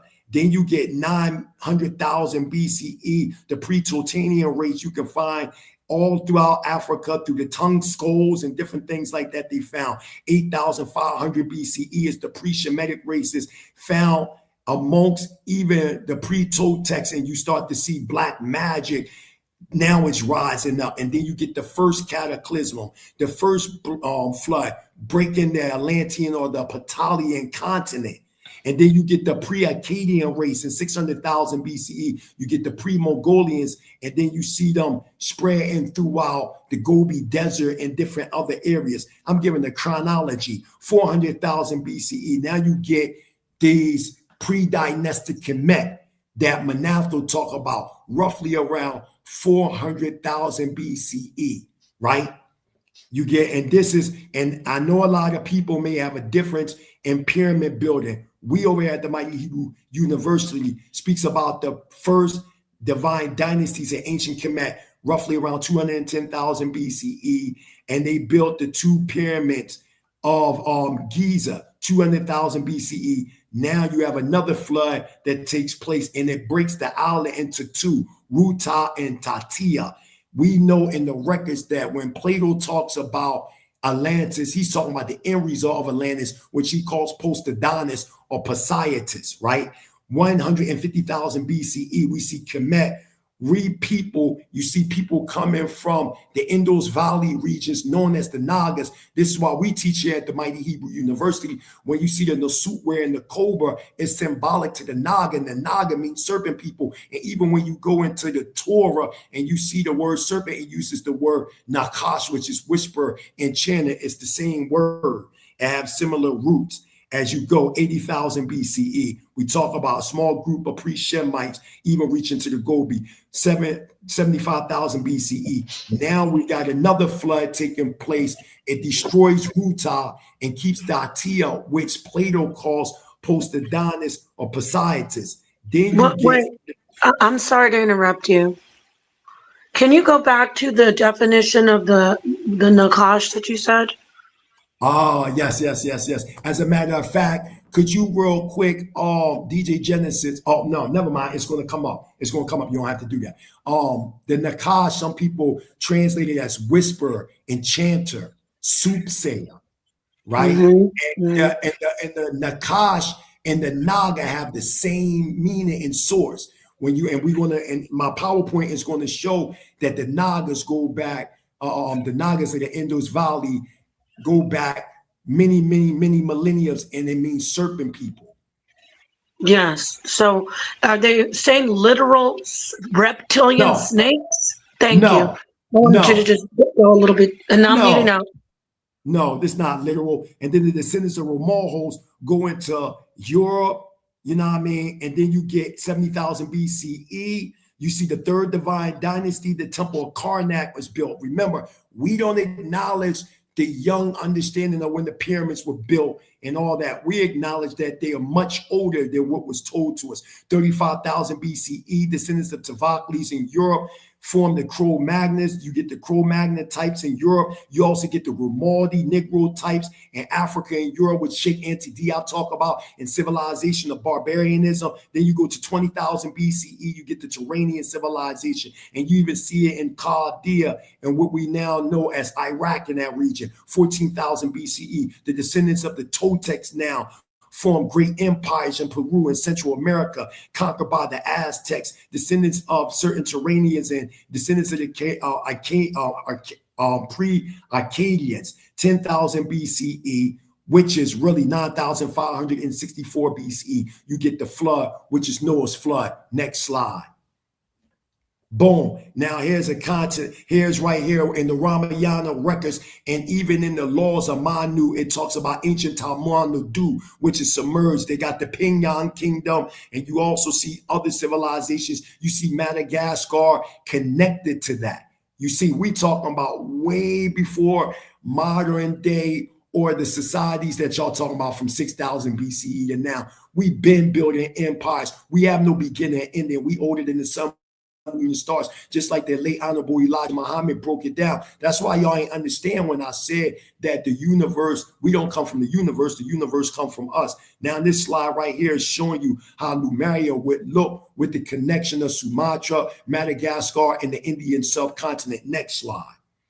The Sumerian civilization originated from the Exodus of Lanka, South India. So what I'm saying, when you build in on the Sumerian Empire after the flood, roughly around 7,500 BCE, you had what was a war known as the Ramayanian War. These ex-Brahmins migrated from the Indian subcontinent in southern Tamil Nadu, migrated and built the Mesopotamian empires like Sumer. Because remember, in the Bible or the Old Testament, in the book of Bereshit, miscalled Genesis chapter 11, we clearly see it says that the whole earth was one. They used the Hebrew word eretz or ratazal, which means ground or land. The whole land was one. You know what I mean? And the people that came from the east, the Hebrew word is Kadim. They came from the Indian subcontinent and they found the plain and developed what is now known as Sinar, which is the Hebrew word for Sumer. Thus, the Sumerians were actually Lincoln refugees of the Ramayanian War. Next slide. Boom. You see some of the strongest empires during this time. So now we in post-Diluvian, pushing up into the 6,000 year BCE reign. You see right here, you see the Tigris and Euphrates Valley. You see the Indus Gandhis, and you see the Nile or ancient Kemet. Keep going. You see the end. You see right here where we already read about Harapparia and this other one right here, the Mohenjo-Daro, going back 50,000 BCE. 50,000 BCE. There it is again. There it is again, right? Now we talk about the Naga, which is Sanskrit serpent, in Hinduism, Buddhism, Jainism, a member of the class of mythological semi-divine beings. And when they say mythological, and I know y'all use that word mythological over here, but y'all been using it wrong. Myth does not mean something that's real. Myth means true story shrouded around esoteric knowledge. That's what it means.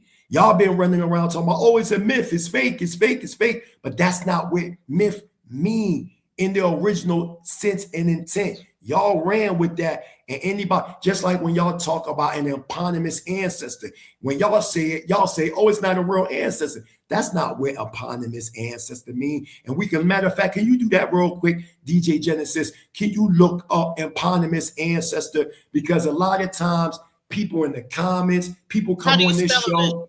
Eponymous. Natasha Dye, no. She's the speller. Eponymous is spelled E-P-O-N-Y-M-O-U-S.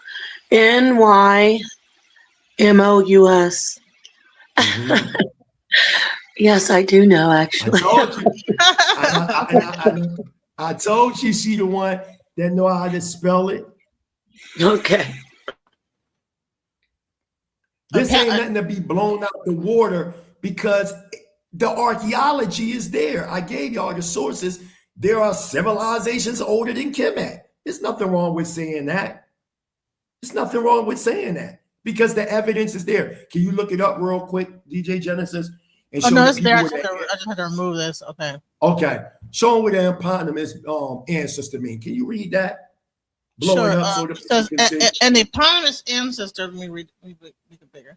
An eponymous ancestor is a person whose name is used to name a group, tribe, or place, such as Helen or the Helens, or Dan for the Danes. Dane for the Danes. Name giver. The person gives their exact name to a family, clan, or land. Myth or history. The figure can be a real or historical leader, a sacred religious figure, or a made-up myth character. Or origin story. Cultures use these figures to explain where their group name and traits come from. Right. So the whole thing that I'm saying, the way that y'all use it is one-dimensional. Y'all use the word eponymous ancestor as if it's fake, and that's not what it means. It can be used as something not being real, but it also can be used as a real historical person. It can be a historical family name. We just read it. So why y'all using these words as if y'all using eponymous ancestor and myth as if y'all prove it's not real? And then when people challenge the Western academic norm, y'all try to use the word pseudo so y'all don't be challenged based on the academic consensus. You know what them people did to us, and then we turn around and we got to use their lineal history, and we know that they being funded by the Mossad and different other organizations, they textbooks and everything. Y'all know these things. Go to the next slide. Oh, before you do, that source comes from Naga Hindu Mythology in the Encyclopedia Britannica, .com. Go to the next slide. Now, here go the Nagas of ancient India right here. Half human, half cobra, and that's not to be taken literal. Oh man, I know we ain't going into the Hashem and the Tiwa, Nakopu pharaohs of ancient China going back 7,800 BCE before the dynastic pharaohs of Kemet. Oh, okay. Oh, okay. Go look it up. No, go back there so everybody can see. Y'all want the evidence? Write that up. Go look it up, and y'all see that there were pharaohs in China called Shanim that existed even before dynastic Kemet. And if you notice what they got on their forehead, man, they got the cobras on their head. Ain't that interesting? Okay, go to the next slide. Oh, and then if you look at them, go back. If you look at them, right, you can clearly see that these is black light, twilight people, small light people, man. So all this is fake that I'm showing. Oh, okay, keep going. Go to the next slide. Okay. Oh man, what about the mind-boggling new evidence of Australian Aboriginals and the Dingo mysteries, proving that the Indian Hindu links, you know what I mean, all of the civilizations all over. What's up with all that? So all this is fake. Right? Everything I'm showing is fake. When you can go type this up right now on your Google and all the archaeological evidence will come up, but it's all fake. Okay. Don't even worry about the chat. You just cooking. Oh, no, keep no, going. no. I'm not looking at the chat. Okay, go to the next right. slide. This is how some beautiful Indus Valley looking women look. Go back to them sisters. You know what I'm saying? Beautiful looking sisters, man. Huh? Oh, so they white folks. Oh, okay. Now here we go, because people wanted to know the connection of the Hebrews in the Indus Valley. So the black Afro-Asiatic Jews in India. So in the yellow highlight, it says the term Yadava now covers many traditional pastor classes, such as the Ahars of the Hindu belt, right? And it speaks about how these Jews or Israelites go back to Taman Nadu, and they were known as the Yadavas. They was known as the Yadavas, right? Go to the next slide. Watch this. The tribe of Krishna. Look, y'all. The tribe of Krishna had a name, which is very remarkable. Captain Wilford said the Yadavas, his own tribe, meaning Abraham's tribe, and nation were doomed to destruction for their sins, like the descendants of Yahuda or Huda, which is the true pronunciation of Judah. Mr. Marcus says that the Yadavas were the most vulnerable immigrants from India. They were the blameless and pious Ethiopians. Let's stop right there. So when Herodotus talked about the Eastern Ethiopians and the Western Ethiopians, he's talking about the Yadavas of the Indus Valley that was there first over in the East, meaning India. And when they start migrating like Abraham and all them from the Indus Valley to Mesopotamia to what now we know as Canaan land, they became known as the Western Ethiopians, who Homer mentions and calls the remoteness of mankind. Part of them says in the old Hindu writings, remain in this country. You see, remained in this country. And hence we read of two Ethiopian nations, the Western and the Orient, meaning the East. Some of them live far to the East, and they are the Yadavas who stayed in India while the others resided far west, dropped down. This immigrating tribe of Yadavas or Yada, we shall find of the first importance, for they are none other than the Israelites or the Jews. Okay? Okay, so this ain't nothing that I'm making up, right? Go to the next slide. Go to the next slide, right? Are you there? Okay, cool. So let me pull this up and read this. So, do I have to read that? Do I need to read that? No, I don't have to read that. Go to the next slide. This is just some pictures. Okay.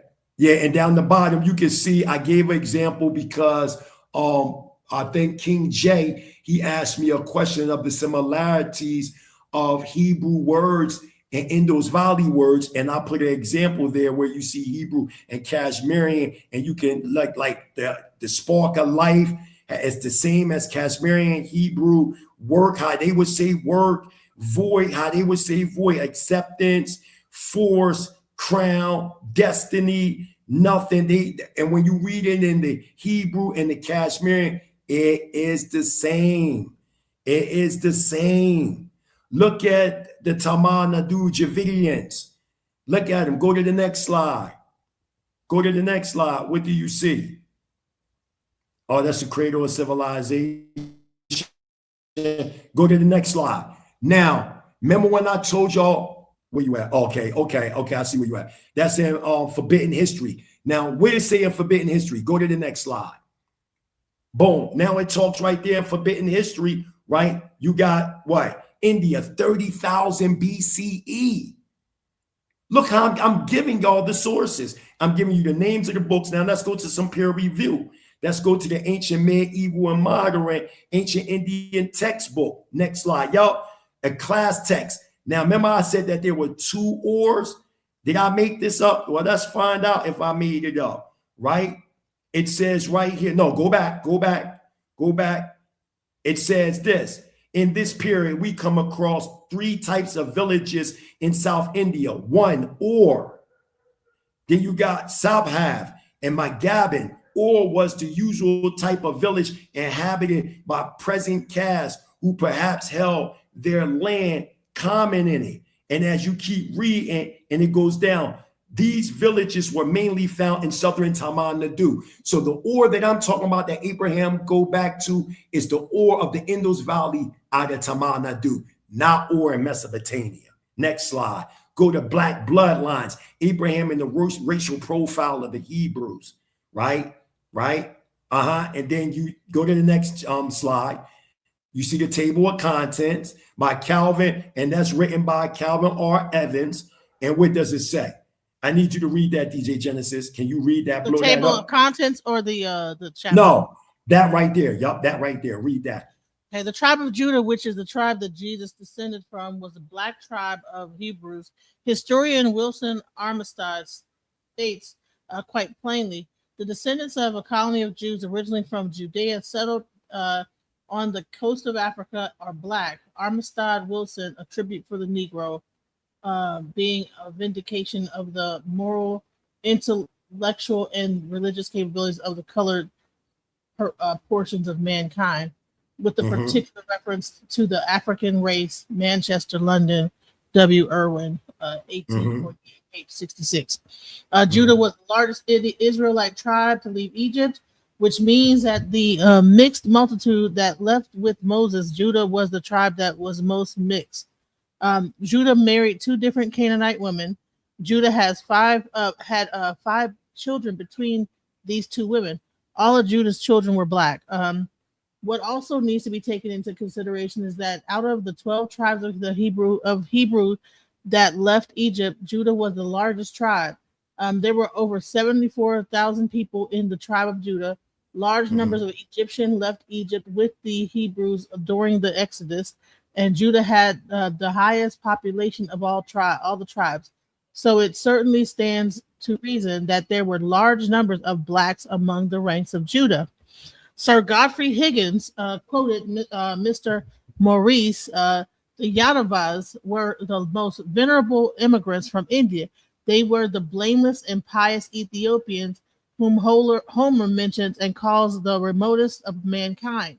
Part of them say the old Hindu writers remained in this country, and hence we read of the two Ethiopian natives, the Western and the Oriental. Some of them live far to the east and are the Yadavas who stayed in India while others resided in the West. The fact of part of the tribes yet remaining in existence is one of the pieces of the circumstances of this kind that I ground my system. They surpass all written evidence, for they could not have been forged. This immigrating tribe of Yadu or Yuda, we shall find of the first importance, for they were no other than the Jews.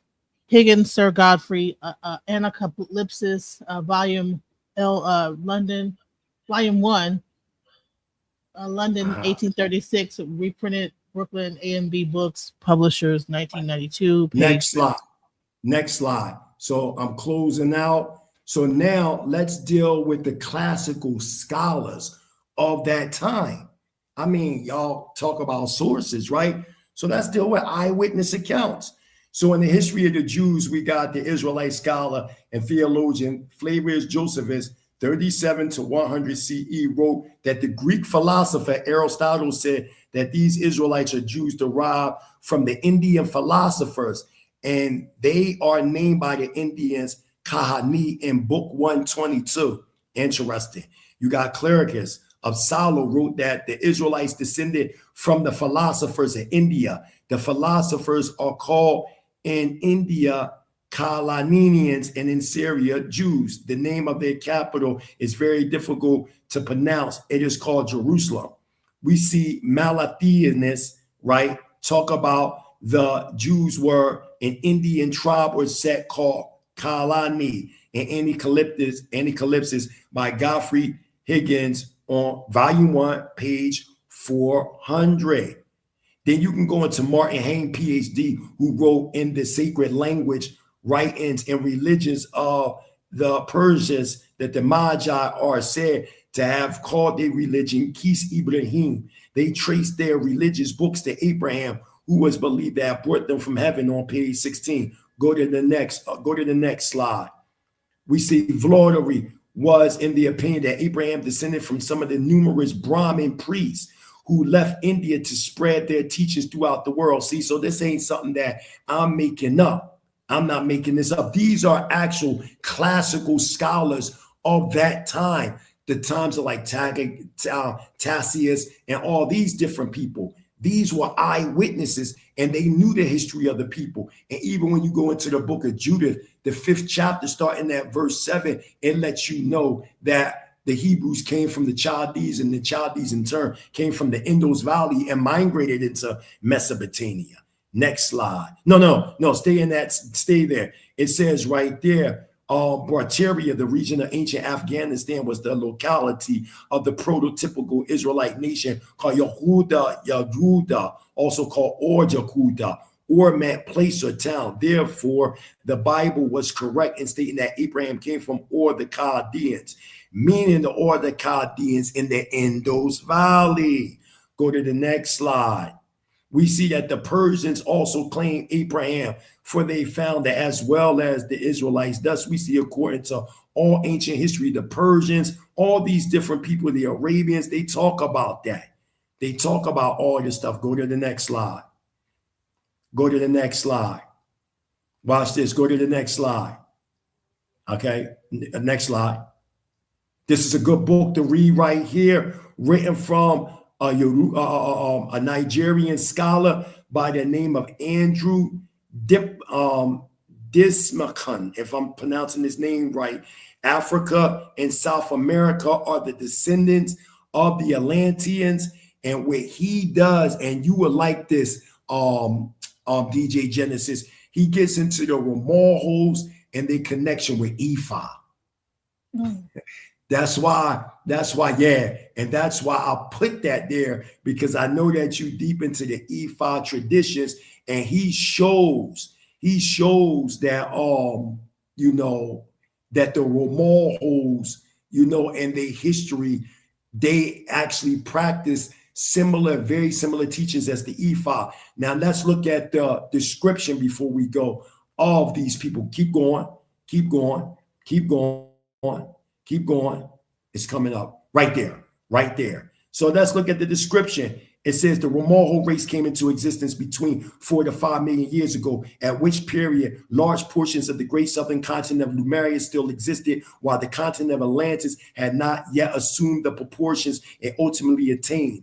It was upon the spear of this Lemurian land that the Ramorho race was born. Roughly, it may be located at latitude 7 north and longitude 5 west, which a reference to any modern atlas will show to lie on the Ashanti coast of today, meaning Ghana, West Africa. It was a hot, moist country where huge antediluvian animals lived in reedy swamps and deep forests.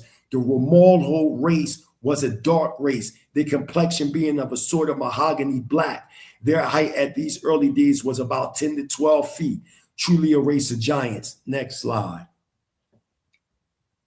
I think that's the last. That's it right there. I give all praise and honor to Yahweh, the supreme, intelligent, powerful one of our forefathers, Abraham, Yitzchak, and Yaakov, those striving for righteousness' sake. I say unto the family, Shalom Aleichem. So what I'm basically saying, right, before that you see the continents today, when we go back into our antediluvian history, we were Elohim embodied in human form, and we came on this plane of existence by the way of Mukabalite. We was neither male nor female, but an asexual being that encapsulated positive and negative polarities. And as time went on and we became more densified, coming on the material plane after a certain amount of years, the separation occurred with the Zolal, the feminine principle that came from out of Ha'adam, falsely called a rib, separated and formulated into the masculine and feminine sexes. And as time continued to develop, we born civilizations. When you go to the seventh root epic, which is 100,000 BCE,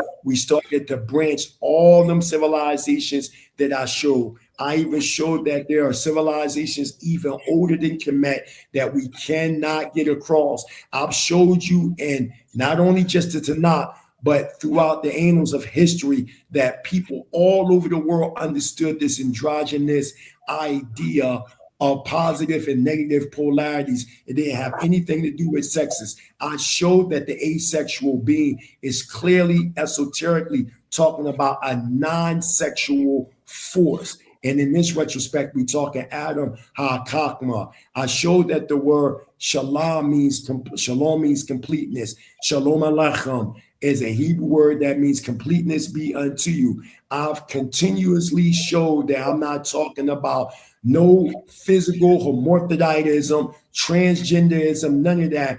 And if any of y'all are dealing with any form of African spiritualities and teaches all African languages, whether if you talking Noahic, Cushitic, Shemitic, all these languages have masculine and feminine names.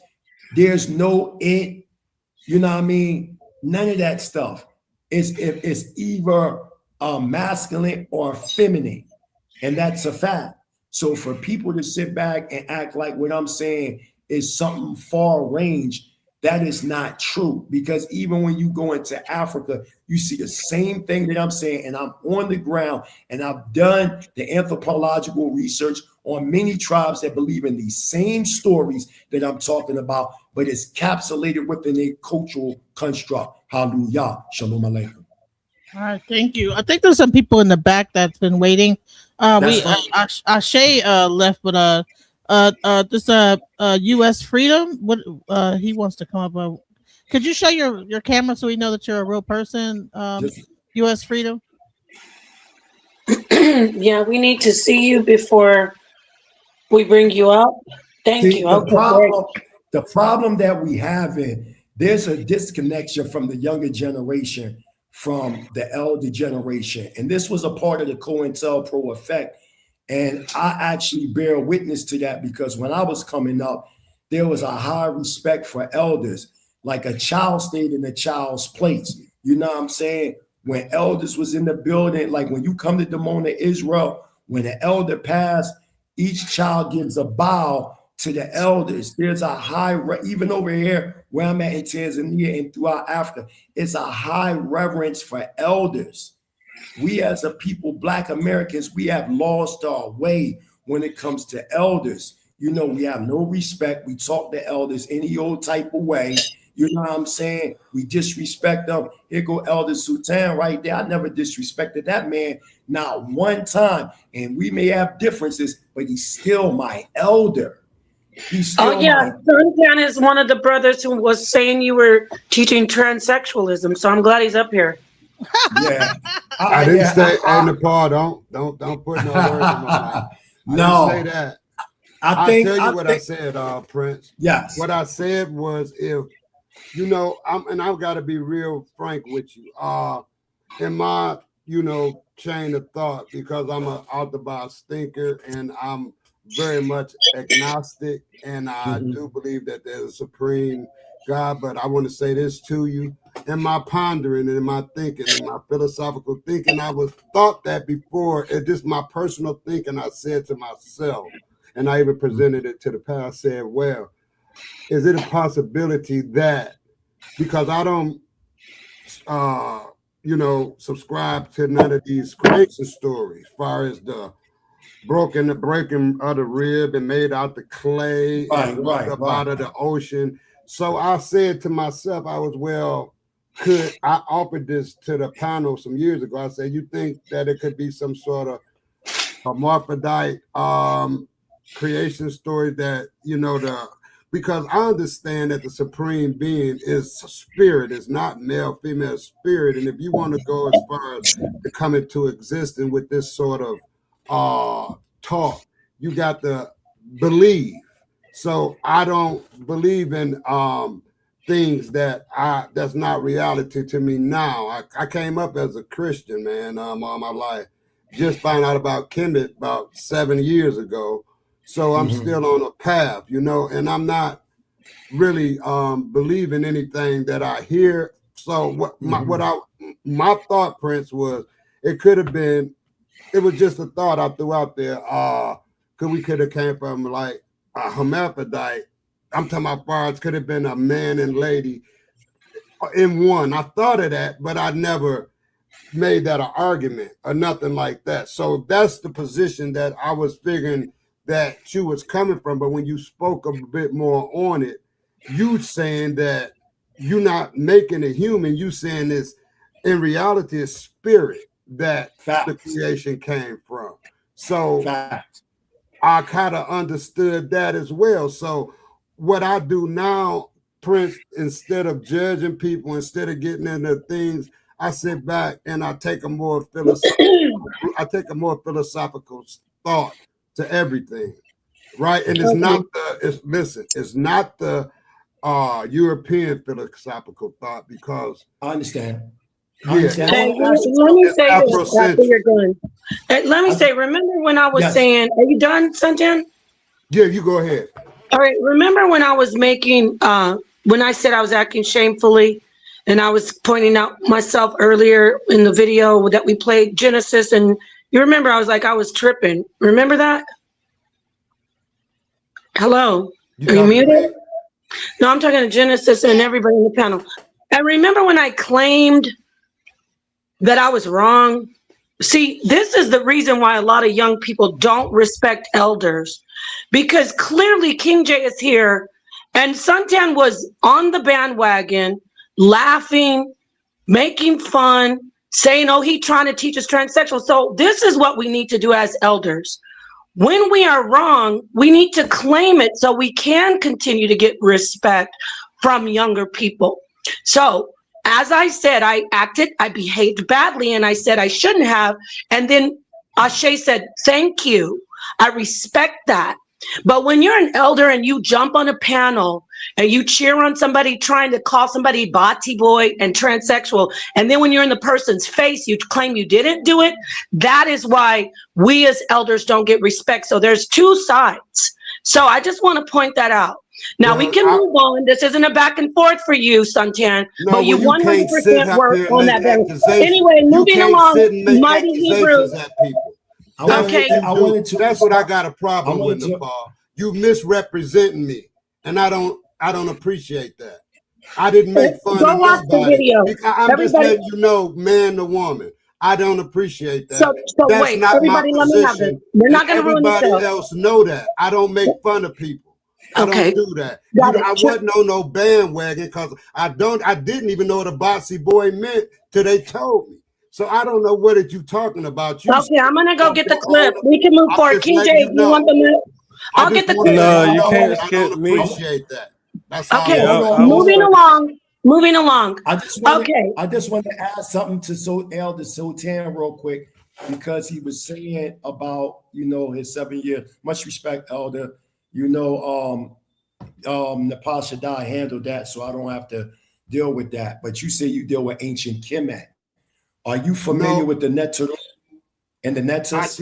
Listen, I don't even deal with ancient Kemet. What I found out, Prince, and you can understand my chain of thought. When I was a Christian for so many years, I'm going to go through this quick. I found out that it was a civilization before monotheism. I didn't know that. I found this out 7 years ago. All right? Okay. So that's what brought me over to Kemet, learning, doing my chronology, man. I said, well, I'm gonna go to here and look into Kemet as well, because like I said, I knew nothing about Kemet. I'm 60. Now the reason why I asked you, Elder, is because when you understand, there's a guy by the name of Asprey. He wrote books like Asarian Resurrection, Egyptian Yoga. You can go get a book by a man by Nefar Ra. He wrote Medunetta Volume 1 and 2, The Tree of Life System. And when you read about Neteru being that, what I would consider that asexual being, meaning no type of male, female anatomy or sexuality or nothing. And then you got the Netas. The Netas would be the masculine, feminine polarities from the Neteru. So the point that I'm saying and that I'm bringing up, right, is that all ancient societies had these concepts.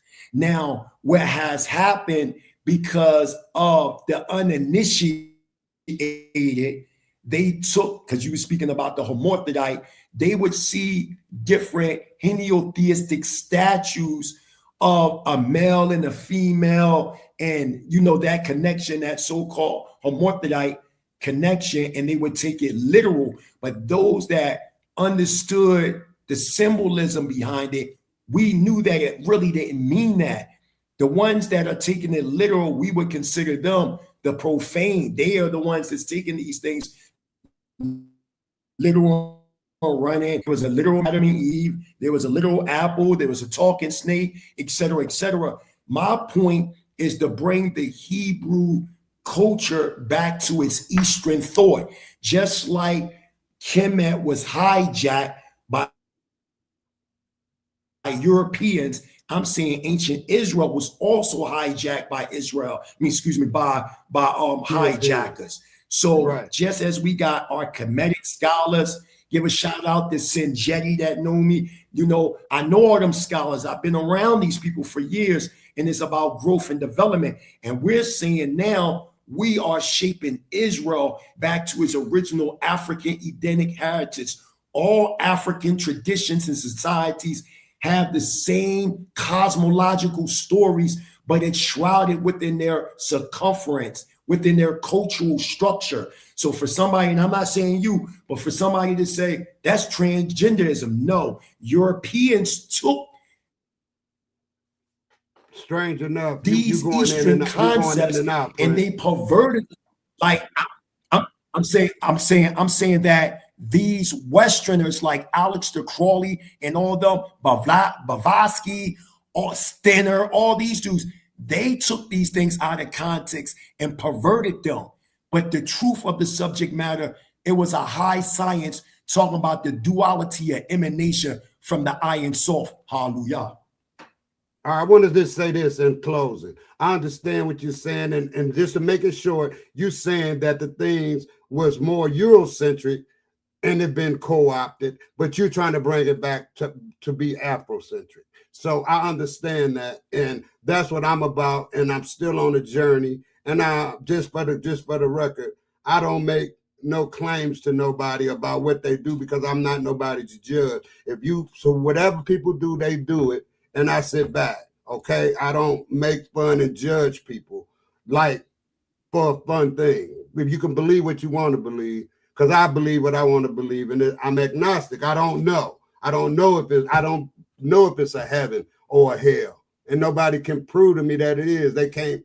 Right. It's a lot of things that I don't know, right? And if anybody, I know I came from my mother, and so on and so forth. So, and I know that. So I'm gonna just keep living and learning, and like I said, be humble, man, and never try to win an argument. Okay, thank you.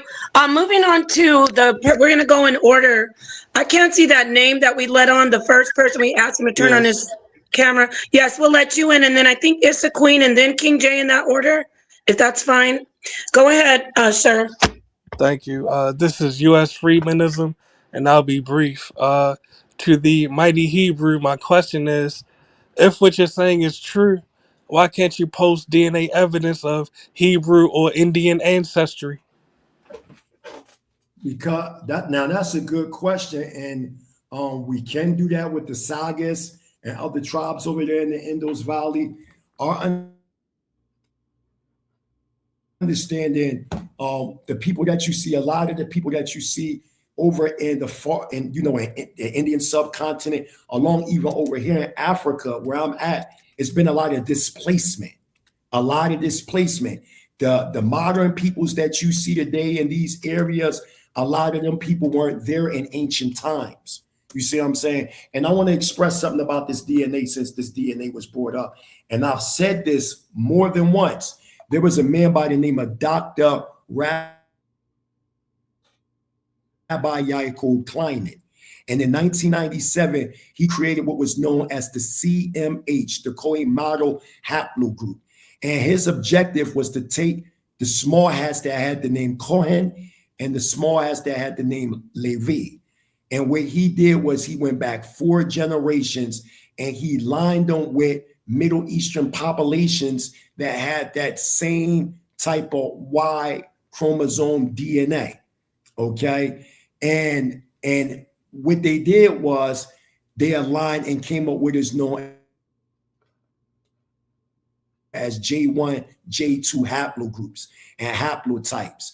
And when you look at the study, they never took no blood samples from any ancient Israelites. All they did was went back to 4 generations. That's all they did. So when you look at these DNA studies, it only gives you an identifiable marker that you was in contact with certain people. Like I myself, I went and took and I'm an Israelite. I went and took a DNA test, okay? I went to African Ancestry out in Silver Springs, Maryland, and did the whole cotton swab and all that, and got my certificate and my CD and all that stuff. And they said that, I had contact with the Igbo from Nigeria, but it only gives me less than 1% of my DNA. It's not giving nobody a definitive. So what I'm saying is there's been a lot of displacement in history. You can go to Jerusalem, for example, or Israel. Brother, you're going in and out. Areas, Jerusalem prison. Oh, I'm sorry, my brother. Can you hear me now? Can you hear me now? Yeah. Okay. I'm sorry, I'm going in and out. It's the reception over here in Tanzania. So even here in Tanzania, you got 125 tribes. The largest tribe is the Chaga tribe. You got the Imyombo, they're Israelites. You got the Arak, that's Israelites in Arusha. There are Israelite tribes over here in Africa. But there's been a lot of displacement through different wars, demarcation stations getting replaced, the Bantu expansion, which was several, 4 in number that I counted. So I'm on the ground and I'm seeing displacement. So what I'm saying is this DNA, when a person say take a DNA test, what I'm saying live and direct on the House of Consciousness, these biologists never took no DNA blood from any ancient Israelites and lining them up with the people that call themselves such and such. And I'm speaking like that because I'm not trying to get the channel struck. Y'all know exactly what I'm talking about. All they did was line up 4 generations, the J1 with the small hat, the J2 with those Middle Easterners who came by the way of the Ottoman Turkish Empire and the Christian Crusades. That's how they came about. They weren't always there. The original term for the Middle East is Northeastern Africa. We can study the flora and fauna of the Negev Desert in Jerusalem, in southern Israel, where I've been, in the Sahara Desert. It has the same animal and plant life. It has the same structure. It's Northeastern Africa. The term Middle East came through the British. That was a geopolitical term. That is not the original name of that region. Brother, allow me to say one sentence and pass the mic. Because you already admitted that your DNA test traced you to the Igbo of Nigeria. So when you say that you have Hebrew ancestry and Indian ancestry, you're speculating without any genetic evidence. I never said relinquish the floor. Indian. So let's make it clear. You can't. I see, bro. I just told you that the people was displaced. So what you see today wasn't there yesterday. I clearly said that I go back to the ancient Yadavas. The ancient Yadavas are not there no more. The ancient Yadavas, you remember when we read the history of Homer and Herodotus, did we not read that they said that there were 2 Ethiopians, the Eastern Ethiopians and the Western Ethiopians, and these Ethiopians that they were talking about, there was a group of Hebrews from Tamar-Nadu, from the region of Ur and Tamar-Nadu, known as the Yadavas, those that stayed in the Indus Valley that later became, different other black people. They were known as the Oriental or the Eastern Ethiopians, and those that migrated west, like Abraham and all of them, they became known as Western Ethiopians. And today, they are known today as many of the Bantu speaking tribes. I did a presentation, a live presentation on FOP Israelites, along with the Lions Den when I went to Dimona, Israel, and I interviewed prominent scholars throughout Africa that came to the New World Passover, Royal House families from Ghana, amongst the Ashanti, the Akan, the Iwi, the Fanti, that was there. You can go right now on FOPE Israelites and type a Mighty Hebrew and Israelite family, and they come up, and they was breaking down how they migrated into these different regions of Central Africa, Eastern Africa, and Western Africa. So just like I said, I am not looking for a DNA of modern people. I am looking at the social construct, the conditions of the people through a social anthropological research on the ground. And one more thing I want to say to the people.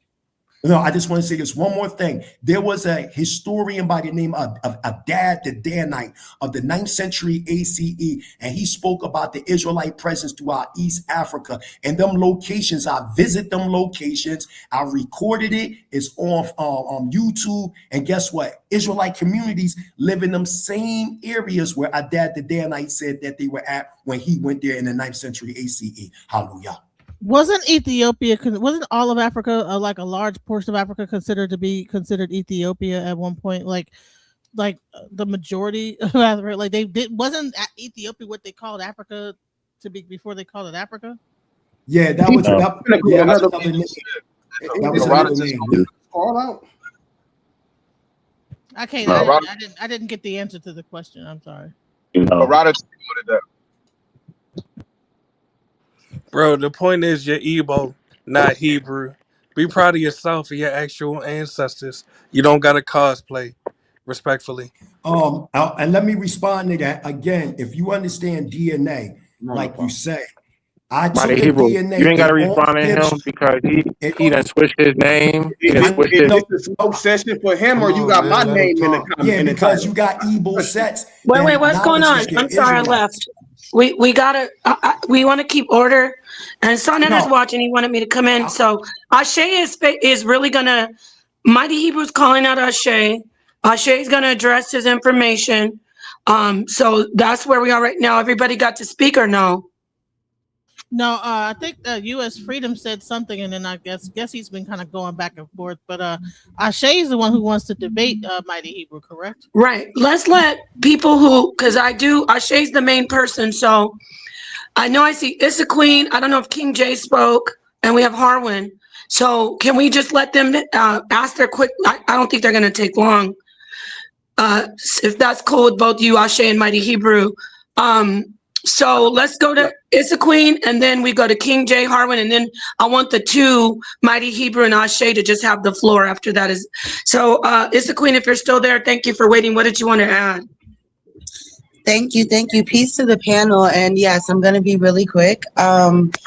I don't disagree with the esoteric conversation that you were having, especially since I believe spirituality is open for interpretation. But the part of the presentation that kind of took me aback was the evolution portion of it and the out of Africa portion of it. For one, you use Michael Cremo, which is not an archaeologist. He's an author. And that's one of the big misconceptions that will happen in this presentation. And his information has been debunked, especially when it comes to Ramapithecus, which is in your presentation. It literally says an ancestor of the orangutan. It doesn't say the human. Right. So that was literally in your presentation. And that is the scientific consensus when it comes down to Ramapithecus, that it is an orangutan ancestor, not one of ours. And because if you would have looked into the findings that they found after that jaw that they pieced together, they found a whole jaw. Right. And in that jaw, that was more ape-like, unlike Australopithecus, that was a transitional jaw from being ape-like to human-like. And that's why, the evolution of the human species is still firmly placed in Africa. And lastly, the ghost DNA part that you were talking about. Ghost DNA is literally just saying that we have the DNA in our DNA code, but we just haven't found the archaeological evidence for it. For example, Denisovan itself was a ghost DNA for a very long time, until 2008, when we actually found the bones to match that DNA with the DNA that is within us. And lastly, when it comes to the database for DNA to, figure out your heritage, they have DNA going all the way back to before the Iron Age when it comes down to the DNA that they compare to people of today. It's not just 4 generations back in Israel. They go all the way back to the Chalcolithic period. So if you don't have that DNA strand that goes all the way back there and it's still just showing you Igbo, or Yoruba, I'm sorry, I wasn't paying attention at that point. Your DNA firmly plants itself in Africa, but the Hebrew Israelite lineage itself is still placing itself in the Levant on the other side of the Arabian Peninsula. I land. Okay, I'll let you respond to her, Mighty Hebrew, and then we're gonna go to King J. I definitely appreciate your response. You're absolutely correct about Michael Cremo. I definitely stand correct. He is a researcher, but I know the co-authors of his research, he was an archaeologist, but Michael Creamer is an American researcher. You're absolutely correct. What I place is what is known as a comparative study. What I've done is the same thing that Dr. Yosef A. did. If you look at African origins or the major Western civilization, mother civilization, when he dealt with Australopithecus and the history, he dealt with it based on the comparative study. And that's what I did tonight. I'm highly familiar with the ghost gene DNA, along with the RH Moki Rhesus DNA. I'm hip to all that, the Sun tribe, some of the Yorubas, certain West African tribes hold that ghost gene DNA. So I'm highly familiar with that. And speaking of certain DNA that go back to the Iron Age and all that, I'm speaking about the Israelites and Dr. Rabbi Yaakov Kleiman. When you study the people that now live in Israel, right? And you even have those that at the Johns Hopkins Institute who contest against those that live over there, their DNA don't trace back to the biblical Israelites. It just doesn't. You know what I'm saying? Even their own scholars and their own professors and their own people are actually saying these things. And when you speak about the Levant, I'm saying that the Levant is northeastern Africa. Now, you might want to say, oh, this is the Middle East. And then I'll say, well, where's the Middle North, the Middle South, the Middle West? And who gave it that term, the Middle East? And what was the reason for giving it that name, which we know come from the British? You see what I'm saying? Prior to that and the excavation of the Suez Canal, Israel was landlocked with the rest of the continent. Let me ask you a question, sister. Have you ever been to Israel? No, but geography shows me that the Arabian Peninsula is a natural border between those two spaces. Yes. So when it comes down to like how evolution works, they are evolving with different spaces, just like in Africa where you have like different mountain ranges and tropical rainforests and all of those things that separate different tribes that, kind of shift and change their DNA within Africa. That happens outside of it too. Yes, ma'am. Sorry. Well, Mighty Hebrew, I want to ask you a question just to move this along. Yes. Can we confuse geography with cartography when we're talking about this conversation? Yes, we can.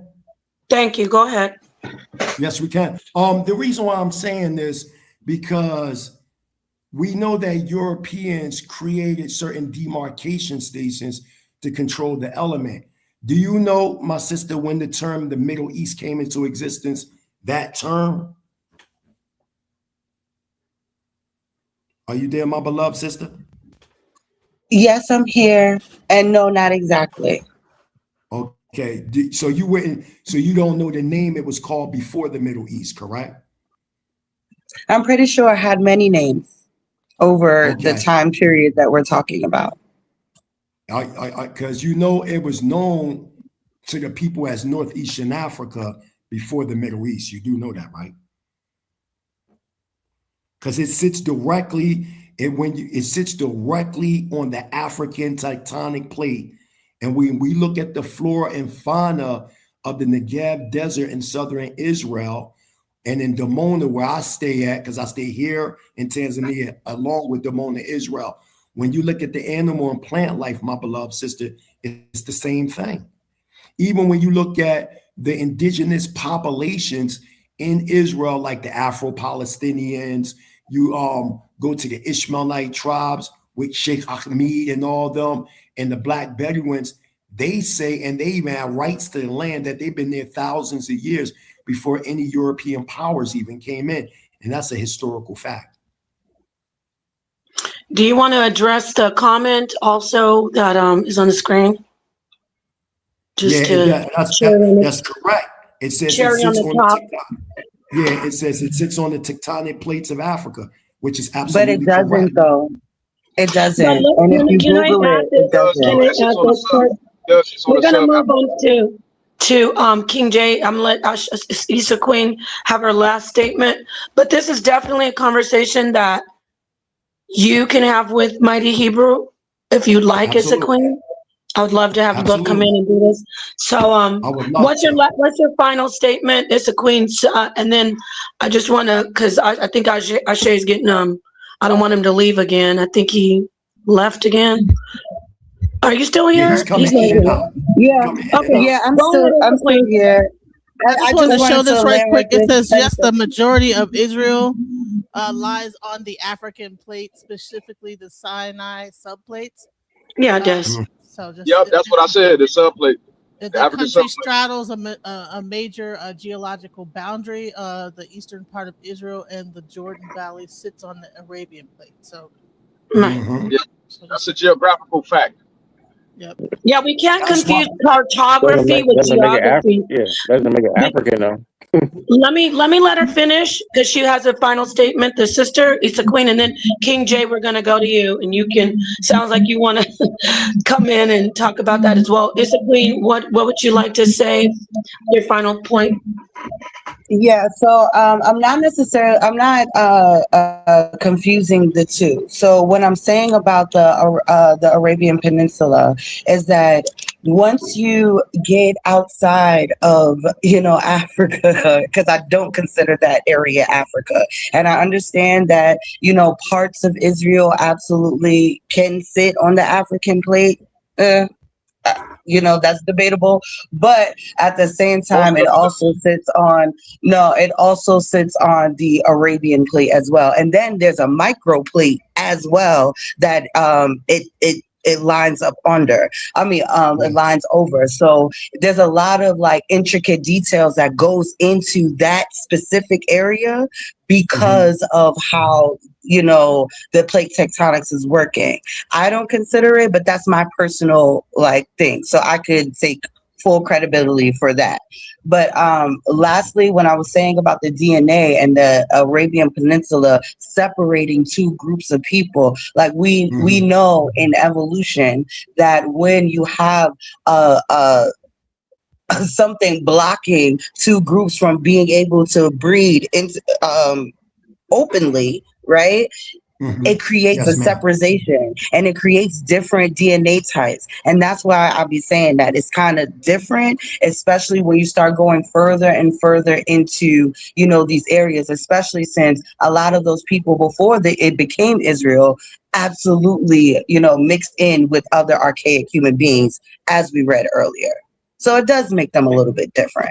That's all I was saying. I landed. Thank you. Oh, one day you get a chance, sister, maybe you can come visit our community in Dimona, Israel, and go through our sacred visitation tour where we show you the indigenous Black populations, and they look just like your Black Americans next door. Okay, thank you so much. Go ahead. Ashe is saying that he don't want to come up because he's going last. I'm trying to explain to him, no, this is his commentary. You're supposed to be setting up a debate. So you got to come up here.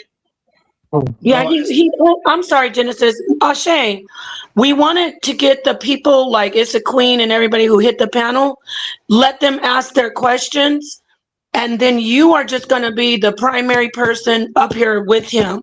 So if you just have a little more patience, we appreciate it because, he went through his presentation. You have your points. We do want to hear from you. Definitely. So it's not about you, save the best for last. You get what I'm saying? So I appreciate you if you do come back. Let's get to King J and Harwin. Let's keep in mind the time and, as far as what's going on with Ashe. But thank you for your patience. Go ahead, King J.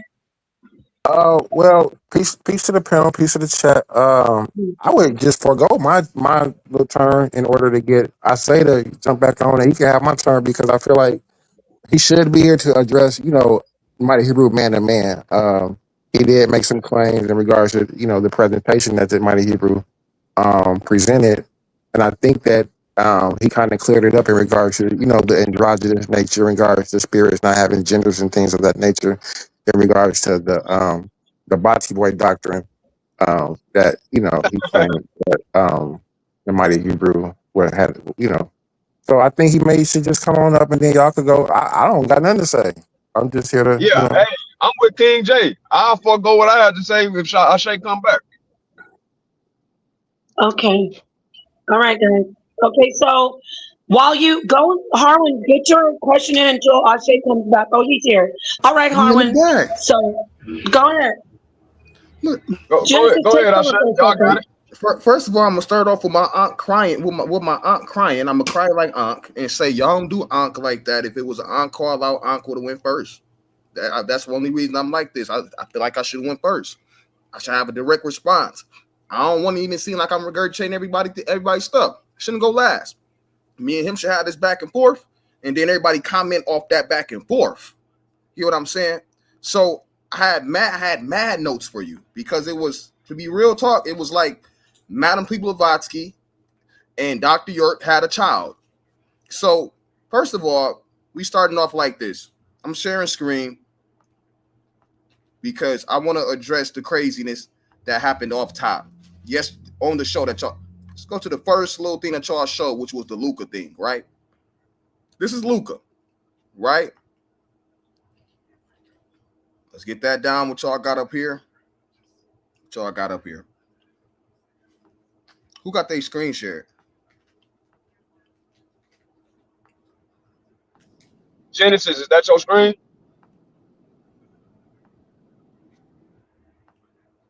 See this? Luca. What is Luca? And is a human being? Is he a human? Luca is not a human. Like I asked on the panel. Ain't that what I asked? I'm talking about far as humans go. Luca is not a human. It stands for the last universal common ancestor, like the sister said, a microscopic single-cell organism that lived roughly 4 billion years ago and served as the Earth's evolutionary ancestor of all living things on Earth. That couldn't dare be Adam. That couldn't dare be Adam. Want to know why? Because the animals came before him. The plants came before him. He came last. So when that man got there talking about, according to the first beings, the first humans were asexual, that was not true. You will not find an asexual human being. That's made up. Craziness. Keep on going. More notes. What else did you say? The Israelites would have had even knowledge of Luca back in the day. How would they been able to measure and analyze cells to even be referring to such a thing? That's part of the scammery. That's part of the scammery to me. All right, baby, bye. So let's keep on going. Right? So in according to the video, if you watch the video, Nepal herself even said that your presentation was theosophical. Now, since we had do you mind, Sister Genesis, do you mind doing something for me? Because you was looking up a lot of stuff while the brother was on. Do you mind looking up something for me? Sure. Would you do you mind looking up who coined root race theory? And can you share your screen for the family?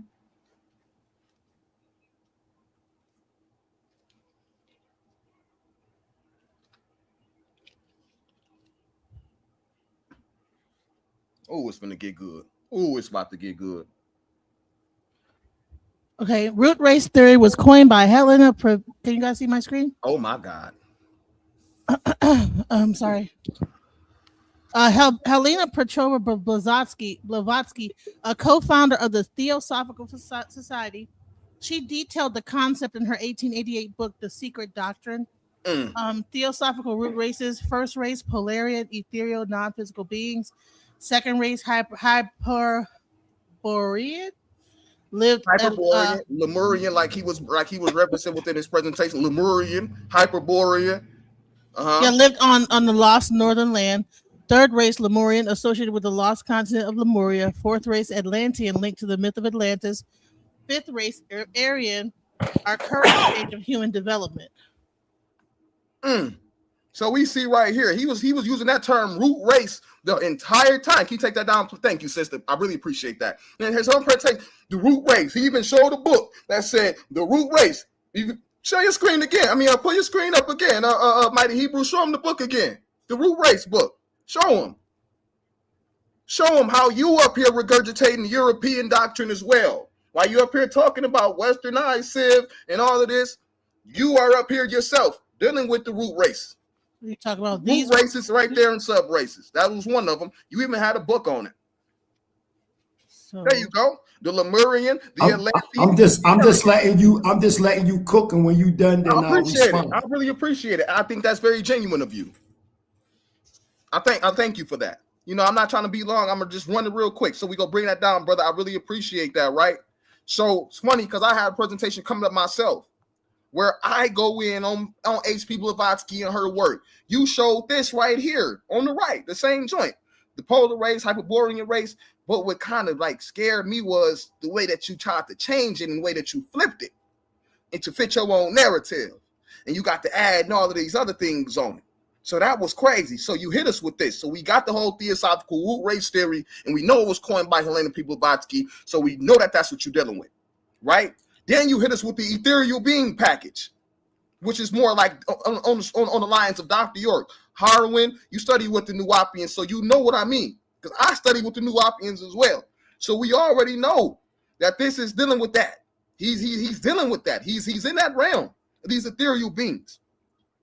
Then it was getting even worse because we got to talking about the Sanskrit and how the word man, you even said like the word man derives from the Sanskrit word manu. That will be impossible. That would be impossible. Why is that impossible, Ashe? Because we didn't even start translating the Sanskrit into the English until predominantly, far as like cross-contextualized to the point we're doing things like this into the late 1800s. So for you to believe that the word man appeared around that time because they got it from that would be insane. That don't work. You did something with the orangutan thing that was even more crazier. You said because they put the what was the name? Rama within the name that mean that it has some type of relation. That can't be true. Tyrannosaurus Rex, the Rex in Tyrannosaurus Rex means king. Does that mean that the T-Rex got a royal bloodline, regalia, you got a crown? No, that's not what that means. The Nile River was named after the Greek spirit deity Nilos. Does that mean that Nilos is inhabited? No, that's not what that means. So let's not jump the pseudo route. Let's not jump that. Then you said also that you were saying that the Indus Kush Valley. Let me share my screen again.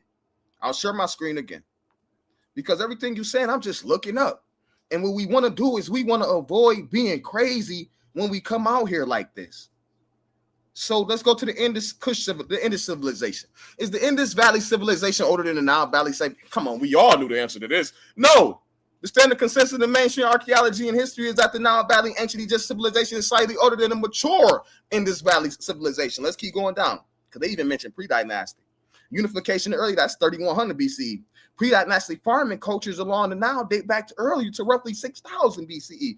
The early regional development phase, early Harappan, began 3300 BCE. Nowhere up in here is even hitting close to that 6000 that we see with pre-dynastic Kim. So you jumped out the window with that.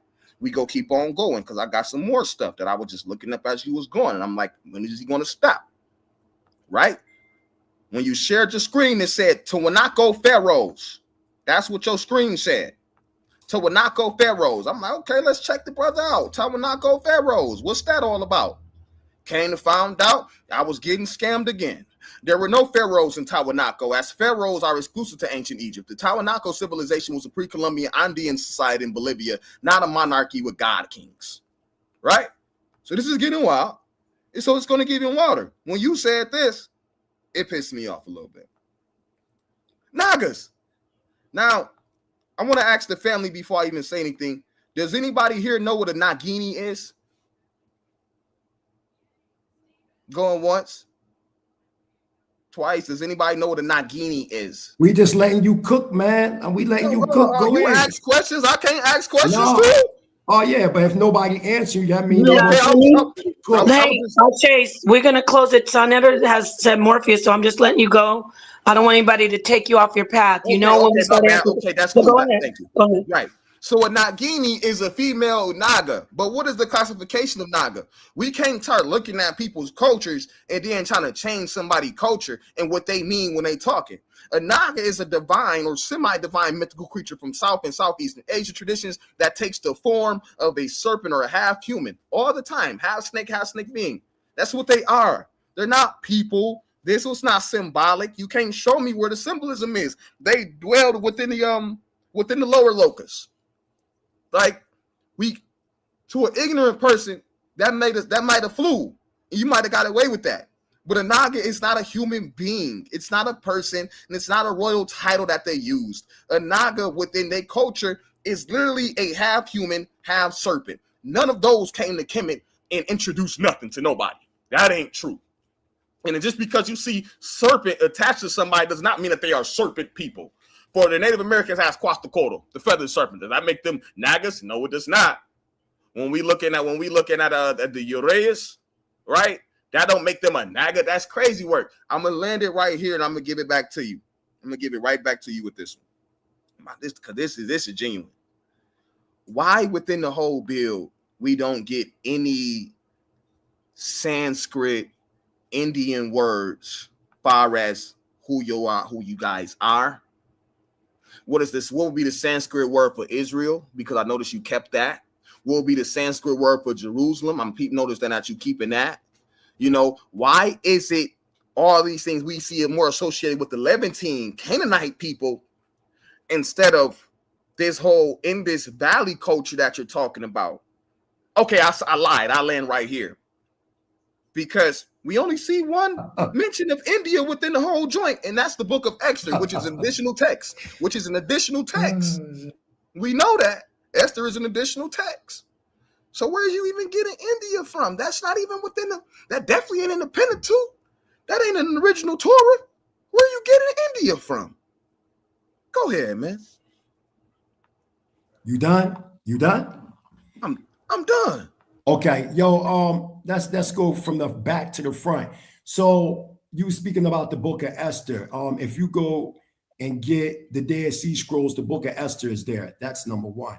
Number two, I've subscribed to the Tanakh. So we talking about from Bereshit to the Chronicles, which we know you got the Torah, the prophets, and the writings. So when you throw something out there, like y'all got to really listen to people. Yeah, you throw out there Esther wasn't a part of the Pentateuch, which Pentateuch is a Greek word that means five. You really mean to say the Torah, okay? No, none of the writings of the what you know as Joshua, Chronicles, Kings is a part of the Torah Constitution, but it's a part of our history. And what I'm saying to you is when you make a statement like Esther wasn't a part of the Pentateuch, correct, but it was a part of the Tanakh canon. And if it wasn't, you got to show and prove that. You can't just throw something out there and think it's not going to be challenged. Real quick, DJ Genesis, I sent to you an article from the Times of India, Indus Valley Civilization, 8,000 years old, could be much older than the first Egyptian pharaohs. See, the thing with you, that's not cooking, man. You can't just go on there, Google something real fast, and that's that. No, you never, everything you did, you said something that you read, you ain't give us some source material, you ain't do anything. See, I catch these things very easy, man. You know what I'm saying? So real quick, DJ Genesis, let's build this thing up. I'm gonna show you how to do with source material, man. You're not gonna come up here and just type up something real quick and say something and then that's it, we run with that. Can you read that real quick, real fast? And then you didn't even get to all the other old civilizations that I spoke about that's older than Kemet. What about the pre-Haraparian civilization known as Hopra, going back to 9,600 BCE? You didn't touch on any of the civilizations that were brought up, the archaeological research. So can you read this to the people real quick? Because one thing about me is, and like the brother said, that was a good catch. You know what I mean? Y'all ain't catch it. He just throwing all this stuff and ain't giving no source. No source. She could have brought up Jericho too. Coming to me like that. Okay, let's get it. We wrap it up. Jericho dates about 9,000 BC. Yeah, we wrapping it up. Okay, read this. No, we're not wrapping. I'm saying, listen, we're on a time constraint, but I just want to say, keep it in mind that we got a show coming up. But keep cooking. I want you guys to keep going back and forth. This is great. So Go ahead. And this is only a treat. This will never happen again. This is only a treat. Next time the brother want to talk, he can talk to some of the brothers his age. You know what I'm saying? But let's deal with this. Read the top real quick, DJ Genesis, and let's read. This is how you deal with primary sources, man. You don't just come up here and just say something and go run and talk about. And I'm going to get with that Blavatsky thing. You really think that Blavatsky found the 7 root races? No, she did not. It's just being coined to her. She found it as it pertained to Western theosophy. And that's where you fucking up at. But go ahead and read. Right. 8,000-year-old Indus Valley civilizations could be older than the first Egyptian pharaohs. The research suggests that Indus Valley civilization could be far older than previously believed, not just by a few centuries, but by thousands of years. Experts studying pottery, tools, and animal remains at Birana in northern India say the roots of this ancient society may stretch back around 8,000 years. If confirmed, that would place the earliest beginnings well before the era of Egypt's pharaohs. If confirmed. Listen. These people, most of the consensus over here in the East agree that the Indus Valley is older. Now, it's the Western academic consensus that's still going back and forth. But most of the scholars now are leaning towards the Indus Valley being older. See, what you did was you just typed up something real quick instead of going into the articles. Put the what page was the back. name of the source? They didn't even give you a definite. It's there. It's there. Go. It disappeared. It's there. You took it down, didn't you? So it's 8,000 BC. That's the as far back as that's what you're thinking is the first. Or what's going on here with this? No, I mean he's saying it's older than Egypt, pre-dynastic Egypt as well. And I what's the name of your source? Hold on, wait, bro. Wait, hold on 1 second, brother, because you. First of all, I didn't cut you off. He needs to get it all out, and then it's you and on him. So let him get it all out, Shay, please. Young brother, you had your chance to shine, and I let you shine, and you just pulled up some stuff you Google real quick, and you ain't get no sources, none of that. You can't clean it up now. Go ahead, finish on, my sister. It's giving you the sources right there. Come on, I'm gonna get some more. Keep going. I'm listening. All right, so for decades, school textbooks has placed the great civilization of ancient world in an order from first Mesopotamia, then Egypt with its pyramids and pharaohs, and alongside them the Indus Valley civilization. This timeline study may now be shifting, as the research suggests, prompting historians to reconsider how interconnected and advanced early societies may truly have been, and what that implies about the spread of technology and culture and governance. So are we trying to find out the source of you want to finish? Go back up to Indus Valley. Okay. You want to on that, right there. Okay. The Indus Valley civilization, also known as Harappan civilization, flourished roughly between 2600 and 1900 BC. At its height, it covered vast areas, which is now Pakistan and Northwest India. It has long been recognized as one of the world's earliest urban cultures. Fresh carbon dating at Birana, however, is publishing that timeline further back. Researchers from the Archaeological Survey of India and collaborating institutions analyzed pottery, fragments, and animal bones from deep settlement layers. Radiocarbon results suggest occupation dating back nearly 9,000 years before present. The findings published in scientific reports, I'm not sure if this is the report or not, indicate that organized communities in the region may have formed. That's a report. So the article's almost done if you go back to it. Okay, I was trying to. Sounds like he legit. Like he Where is that from? Yeah, go ahead and accept that so they can, real quick, excuse me, I'm sorry. Accept the cookie so we can see, so people can source it out. So Shay can see the source, everybody. The Times of India? Right. The Times of India, this is written by who? It's right here. It's right here. Oxygen isotope and archaeological bioappetites from Indians implicate the climate change and decline of Bronze Age Harappan civilization. Okay, so get back to the article, and then we'll let Mighty Hebrew is gonna finish up, and then we're gonna go to Ashe, and then we're gonna try to get this wrapped. So I think they were that article was based on this scientific study. So is that good? We're good with this. We're done with this article. hold on, and it's one more article. It's one more article because in the Hebrew culture, we deal with 2 to 3 witnesses. So I can't just give one source. So okay, could you share type me in the real article. quick? Yes, Sorry. DJ Genesis, I need for you to type in Indus Valley civilization could be much older than what we thought in the Deacon Chronicle. It's spelled Deccan Chronicle. And then you're going to type next to it, Indus Valley civilization could be much older than we thought. Watch this, y'all. This is how I do things. You know what I'm saying? So I don't want, people to think I'm just making up anything. You know what I'm saying? Boom. Boom. Right? I don't know why I'm getting all these ads or something. It's crazy. It's crazy. Yeah, Okay, that joint I must be have giving downloaded something. That's crazy.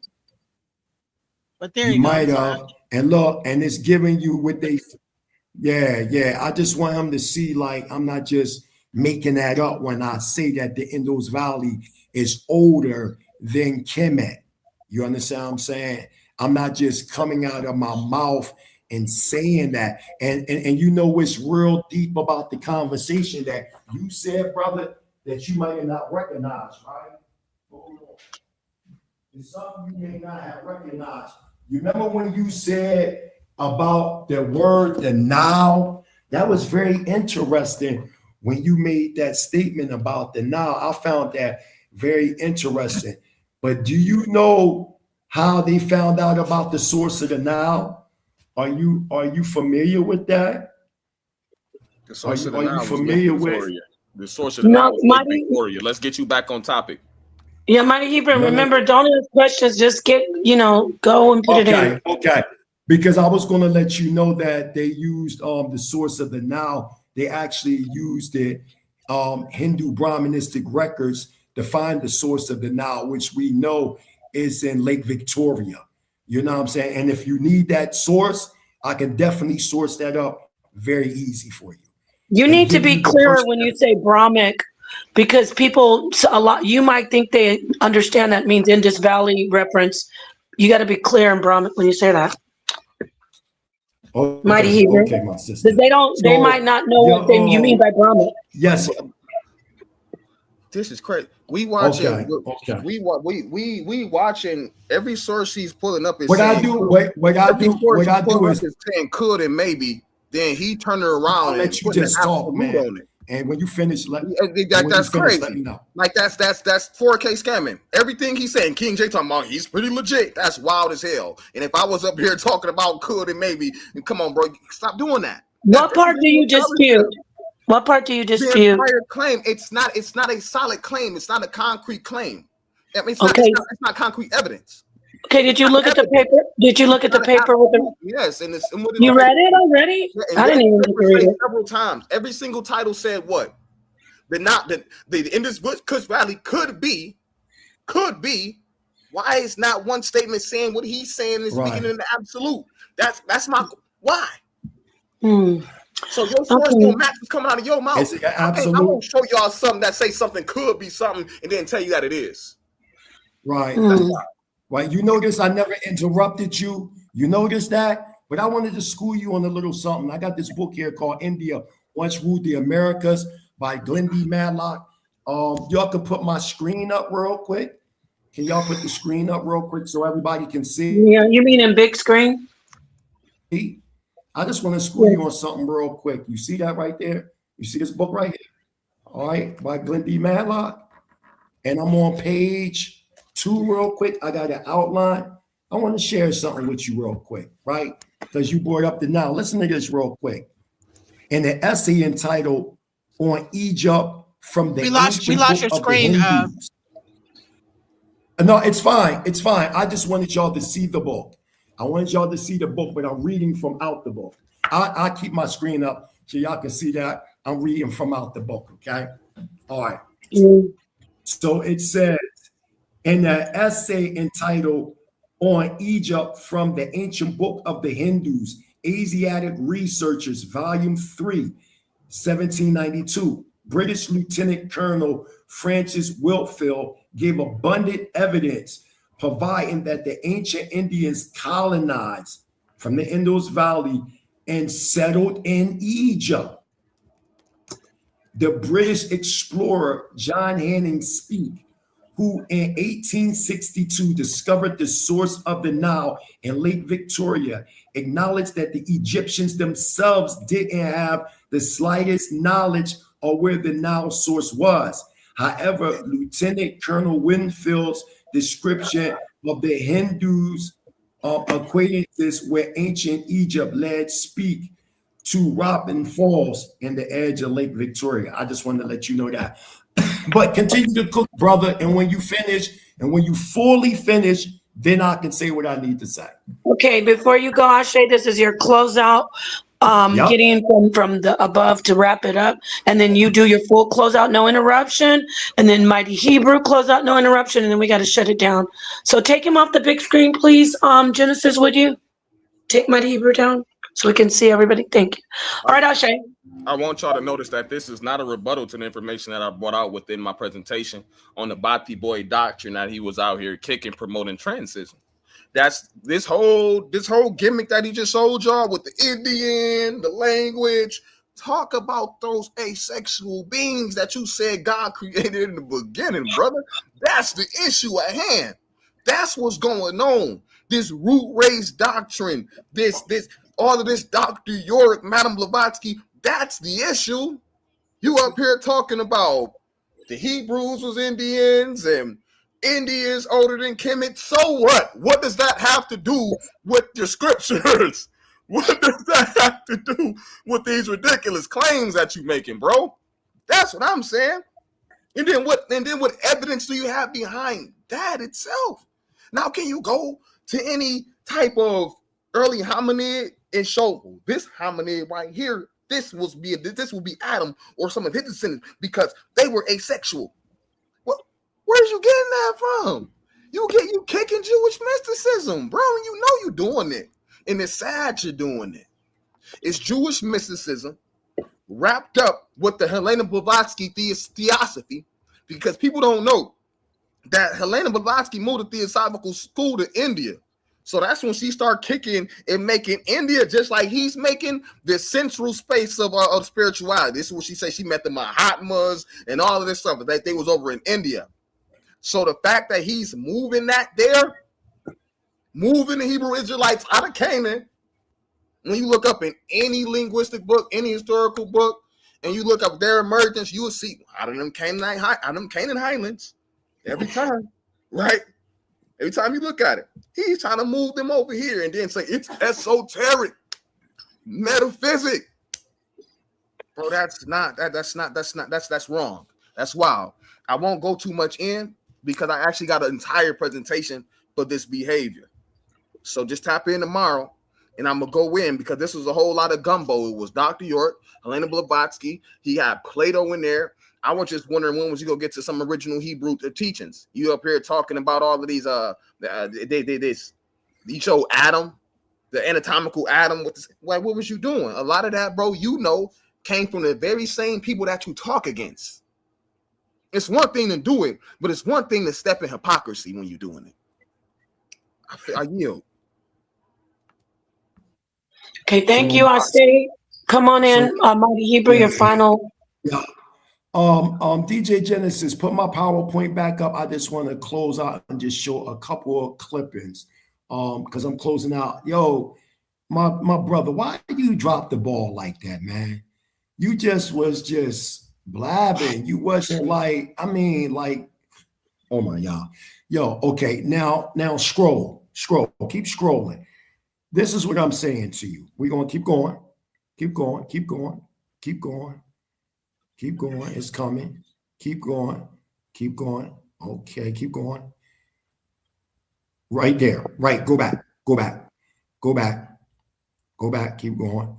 Go back some more. One more time. Okay, stop. So, this guy hasn't dealt with any primaries, man. No, not that. The one after that. Go right after that. The Tamadu tools. Keep going. You went too far. Right there, right there. So you had the opportunity to show and prove, but you was blabbing and talking about Blavatsky created the 7 root races, which she did not. If you ever read The Secret Doctrine, I would question you and ask, do you understand archaic symbolism? And if you do, who taught you? When you read The Secret Doctrine, volume 1 and 2, you have what is known as the stanza of Zion, which she got from the Indian subcontinent. And then you have the commentary. When you read it without the commentary, they speak about these 7 root cycles. You can find this in Buddhism. You can find it in Brahmanism. These things existed before Blavatsky.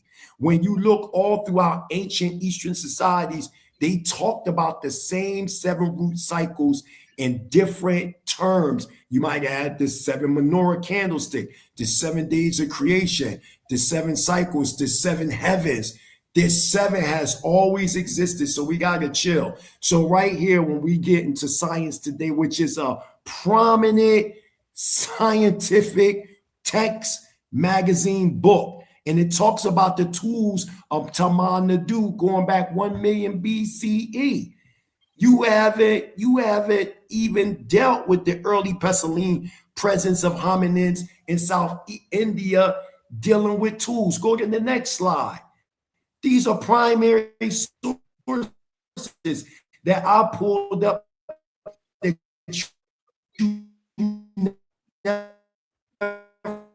even address. You're not addressing anything, man. Keep going. Because I just look at all these civilizations. What about in the early? No, go back, because I want him to see these things that he haven't even dealt with. Yeah, you didn't deal with the early, middle, Paleolithic cultures of India going back 335,000 years that I brought up. You haven't dealt with any of that. Go to the next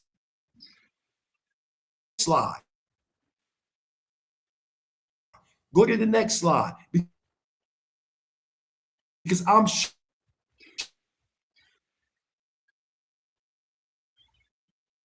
scientists, look, I proved about Max Muller, how he created the Aryan myth, that, and then I use East Indian scholars, right? East Indian scholars out of their own mouth came at Max Muller. He was a racist, man, and he took the Dravidian / Brahmanistic caste system that was dealing with status and made it into race.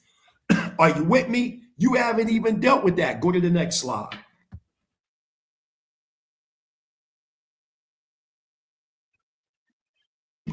Keep going, because I want to show more archaeology. Keep going. He never brought up anything archaeological to me. Keep going. Stop. Go back. Because that wasn't in my presentation. It doesn't matter. You had the time. Nope. See how you. So why are you cutting me? I never cut you once. I didn't talk about. This is where maturity. But this is where maturity comes in, young Lord. But this is all. But this is all. You deflecting. You deflecting, bro. You deflecting. No, you deflecting. Pointing us. You pointing us in the direction of geography. You still talking about young brother. Young brother, I never interrupted you. But young brother, go ahead and say what you need to say once again, so then I can finish what I have to say. No, go back there, DJ Genesis. You just do your thing, bro. I'm gonna do a show tomorrow. You just do your thing. Yeah. Do you want to do it on here, or are you gonna go to rhetoric? You can come do both. I'm gonna do it with the big boys. I'm gonna do it with y'all. All right, good. Okay. So set it up. Okay. It was definitely an honor. It was definitely an honor to talk to you. Yeah, let's close out. You as well, bro. Yeah, I just want to finish saying all these artifacts, information I show, and also before you go, could you move up a little bit more for DJ Genesis real quick? Before you, I need you to push it up a little forward. Stop there. What about the Hawk Rock civilization of 9,600 BC? Keep going. Keep going. Because you said I never made mention. Now, if you want to start talking about, man, you're breaking up a lot. It's the delays in Africa, y'all. Sanskrit words for Jerusalem and all.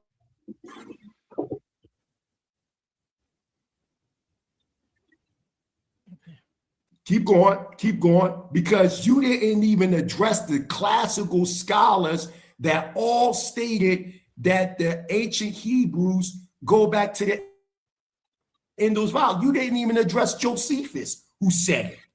Josephus said it, and all these scholars, even back in them times, saying the same thing. So why are you acting like I'm just making it up?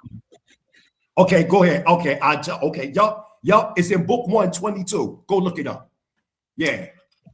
Why I got to tell you these things? You supposed to know these things. He said that in Antiquities? We're going to find out. Keep going. And that, them people that you pulled up and tried to add it to that, that's two different people. But either or, keep going. I'll get into that another time. What did I say tabernacle, though? That's tabernacle. That's what they said, though. Yes, but that was the wrong one. Keep going. Keep going. Keep going. Keep going. It's coming. Keep going. Keep going. Keep going.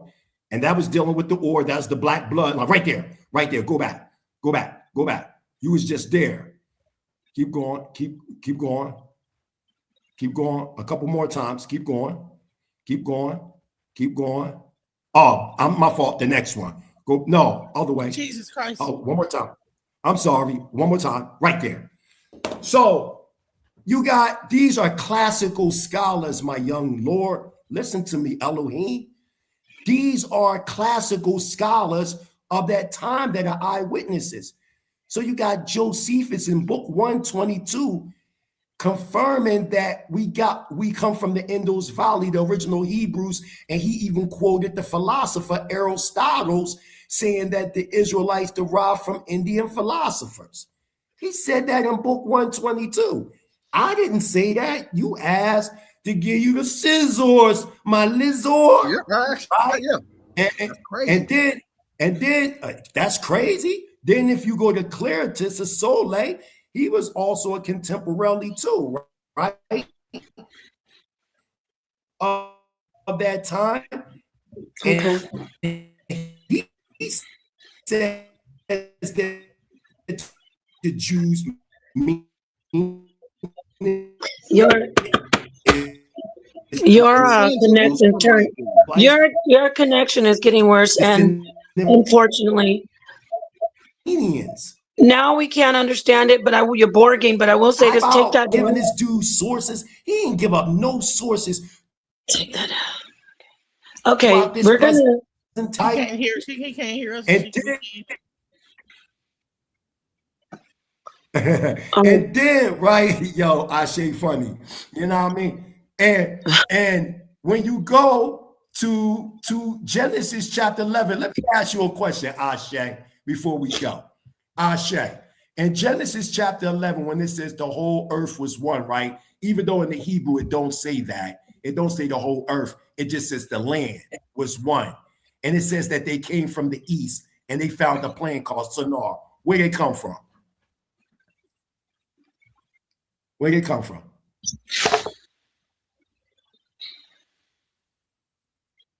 He might look like he froze up. I know. Look, we're gonna shut this down. Well, yours is both. I mean, the power been happening on both sides. Can I say something to Bob? Yeah, let's let Harwin get his last word in. I appreciate everybody who hit the panel.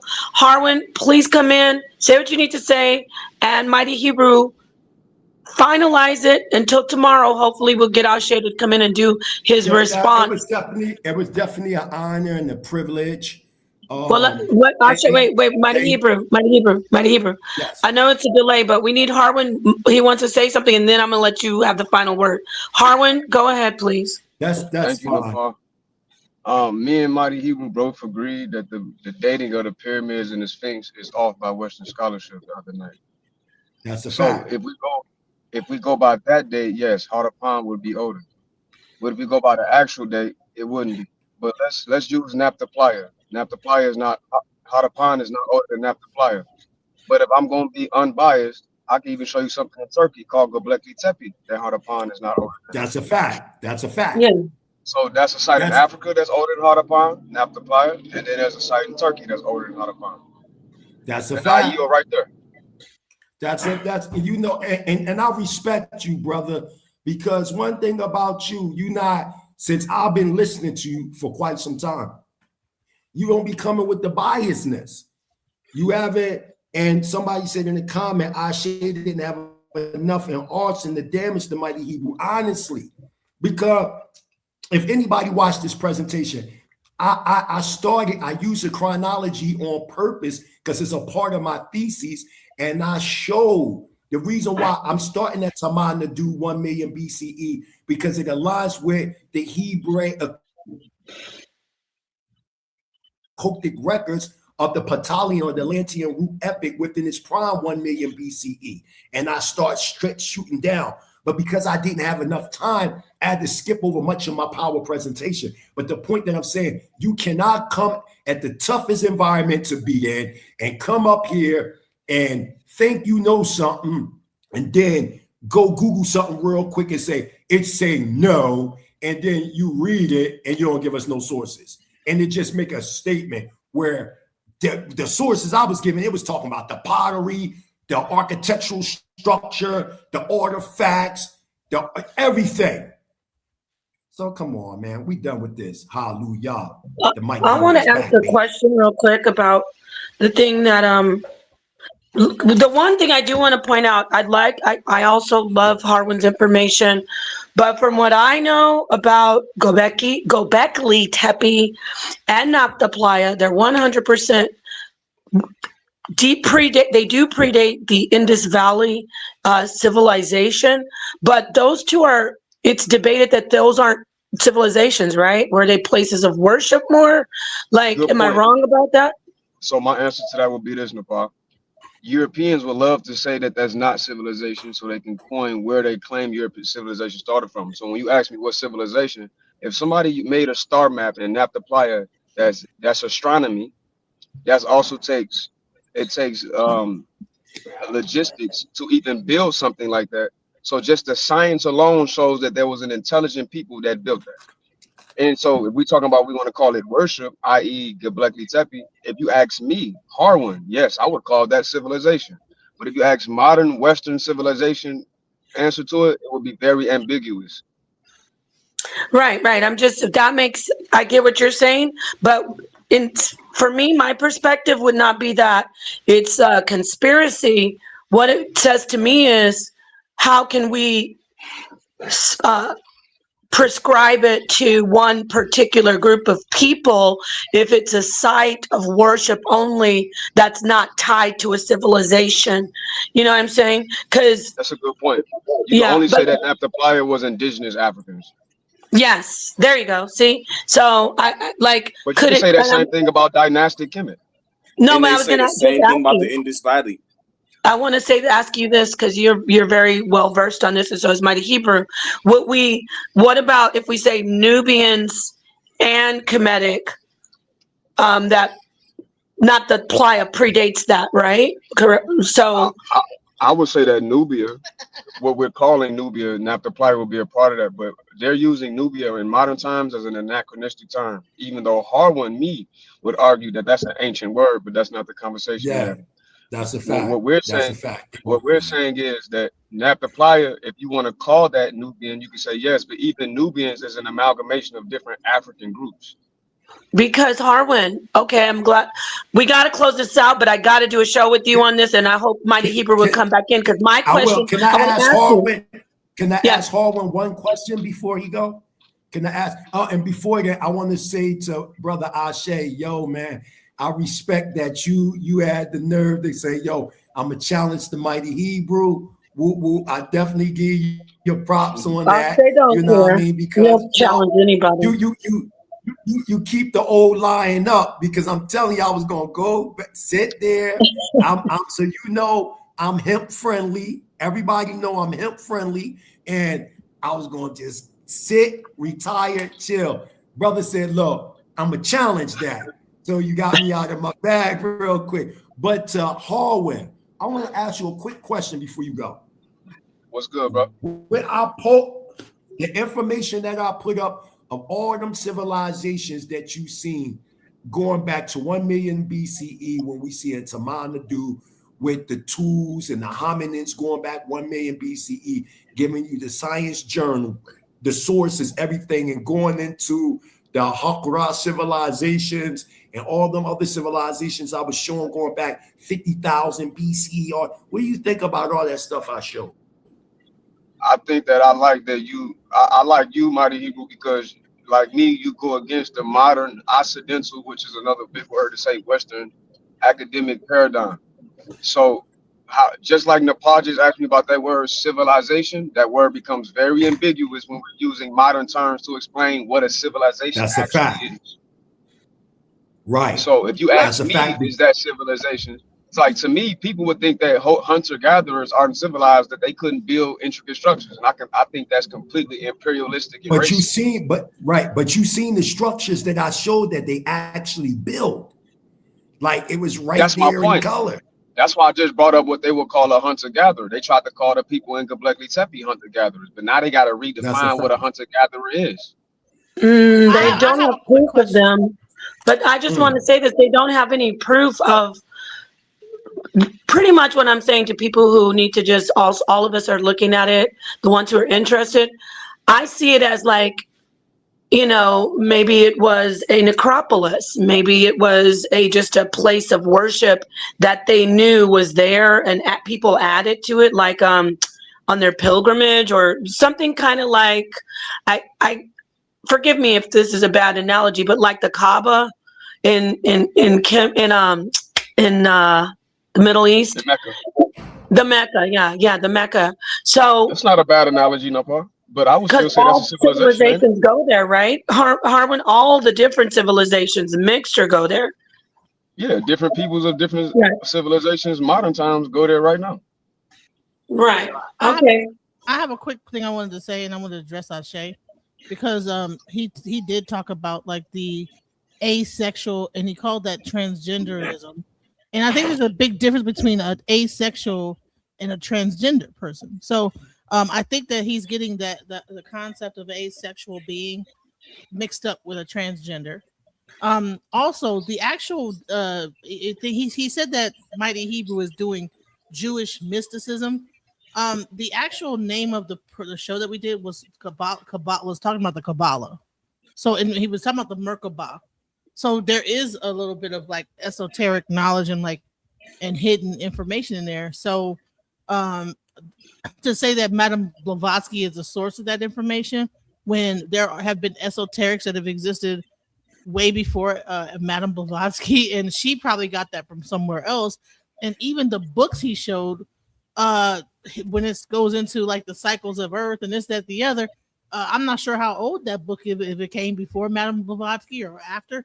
But people were having these thoughts before Madame Blavatsky, and I'm trying to understand, like, when you talk about the asexual being, do you think of it as a transgender because of Madame Blavatsky's take on it, or do you think that is You asked a good question. I think you asked a good question. I'm not gonna draw it out in the park. I know we gotta go.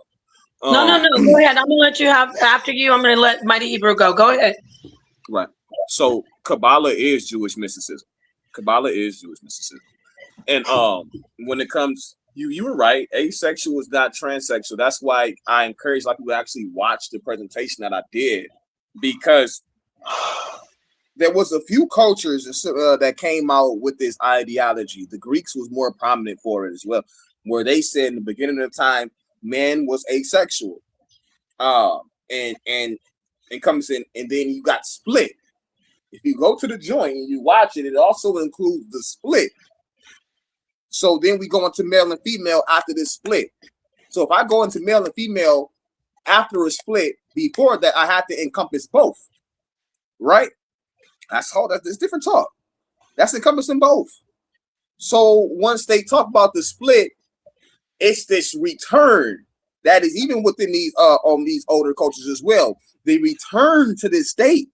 The return to this encompassing both masculine and feminine, to return to that state is what I'm referring to. That's that Bati boy. It promotes transsexual. That gives the transsexual, and I'm not saying there's anything wrong with transsexual, so don't cancel us. But that gives the transsexual the green light to look in the mirror and say, you want to know what? I'm the way that God originally intended this thing to be. I'm the original embodiment. Right. But what about the why that is like actually going away? What if because our why is going away, but it's going to be replaced by something else. For we always didn't even have a Y chromosome, you know, but that didn't stop making us males. You gotta we were tell them still about males. the archaic Y and the archaic X. It's not the same thing as the modern X and Y. Exactly, that's true as well. Say that again. Wait, what you say? Wait, what you say? What I said was the archaic X and the archaic Y is not the exact same as the X and Y we have today. They have changed. They have transformed. Yeah, but I have to jump in and push back on that. It's not the same because they weren't sex chromosomes. They were just basic autosomes, but they were both identical, similar to what we have with XX now. So that is where I stand in that position where, and even though you're right, it wasn't. Yes, oh no, Paul, you're not disagreeing with what I'm saying. I'm agreeing. Right. I agree. Okay, I agree as well. I agree as well. But I'm not a Hebrew Israelite who got a whole doctrine going against it. But I think that that actually it was more of a scientific, that it explains why that X would go, and then it would go revert back to the double X, and then come, or the revert back to the double X. No, it's not going to do that, because that would make it double. That make it feminine. There are males who unfortunately have double X chromosomes. That's a real thing that happens. That's not like impossible. But we're going to have a different chromosome. Then it's just going to replace. We're just going to have something. We're not going to have an X. We're going to have something else than a Y. There are some animals that don't have Y chromosomes. They have like, I think, but then they can't procreate. They're still males. Birds have Z. So, can they procreate? Birds have Z chromosomes. Yeah, they can still procreate. So it's just about the degeneration of the Y of the. I say it's the degeneration of the second X, which is the Y continues to change, and we can. I don't want to get into saying the thing incorrectly, but it is degenerating. It's a fascinating subject. Why don't y'all come in and do a lesson on it? Anybody? I don't have to be the only one. I want to talk about it all tomorrow. Okay, cool. Then we're gonna. I said that. You schedule it. We're supposed to have been had this conversation in the podcast. I'm still curious, because that's what I thought it was really getting back to, was more of a chromosomal thing and not necessarily a sexuality, like a transgender. Like, oh, I want to be a woman. And that's another point I want to hit on. Why I think it's Bati Boy, indigenous black man, stealing my information from my presentation. No, that's what I said. Because that's what I said. No, because that's what I'm trying to be long. But it's that replacement for like the wife of God to me. I feel like instead of saying that God had a consort that came down and did this thing, it's like, we go say God was asexual. Like, that's crazy. Do your presentation, set it up, schedule it. I'm catching so much heat because I really wanted this to go. No, it's not your bad. You waited a long time. You guys got to talk. This isn't the end of this. Mighty Hebrew, thank you for being here. We have Morpheus coming up. So everybody in the audience, hopefully Morpheus didn't say, forget it.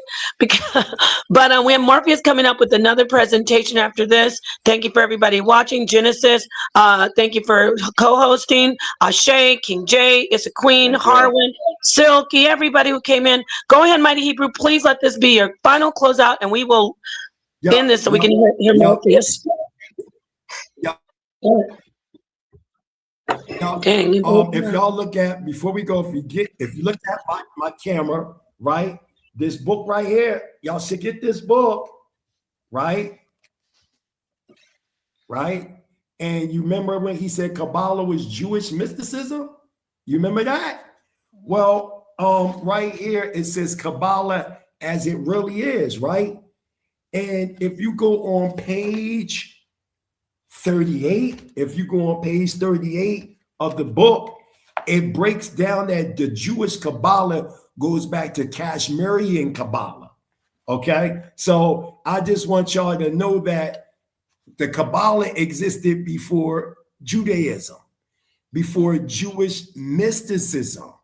You see what I'm saying? So, I just want to give all praise and honor to Yahweh, and I thank everybody for letting me come on the show, meaning the Pasha Dai.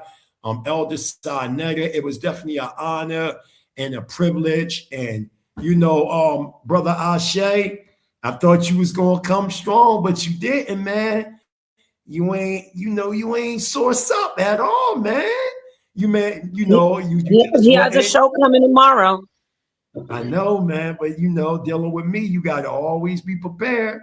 You know what I mean? Hallelujah. That's how, because I know where I'm at. I know the environment that I'm in. And if you don't source up, man, you gotta shut up, man. But I love shit, you. let me drop the bomb on that one. Wait, hold on. There we go. All right, peace. Brother Asiatic is correct. All right, shalom, shalom, hallelujah. Thank you so much. All right, everybody, stay tuned. Next stream, hopefully we will have Morpheus still come in. We did go over an hour, but we needed to get that in. We needed to let everybody get up and have their commentary. And I wanted to see Ashe face the mighty Hebrew. Shout out to Ashe. He is one of the most, how do you say? I shouldn't say most. He's the fiercest roaring lion, young lion in the HOK. I will say that he's ready to, he don't care who it is. So thank you, everybody. Peace. Indigenous black man said, I better check you, Ashe. Come on now. It's all good. Everybody's always stealing his knowledge. It doesn't you know we be stealing from Indigenous. Don't play with him. I think I stole some knowledge from her. I don't even know what it is. All right. Peace, everybody. I'm not even going to play a song. More pieces coming up. Thank you for tuning in. Peace, peace, peace. Peace.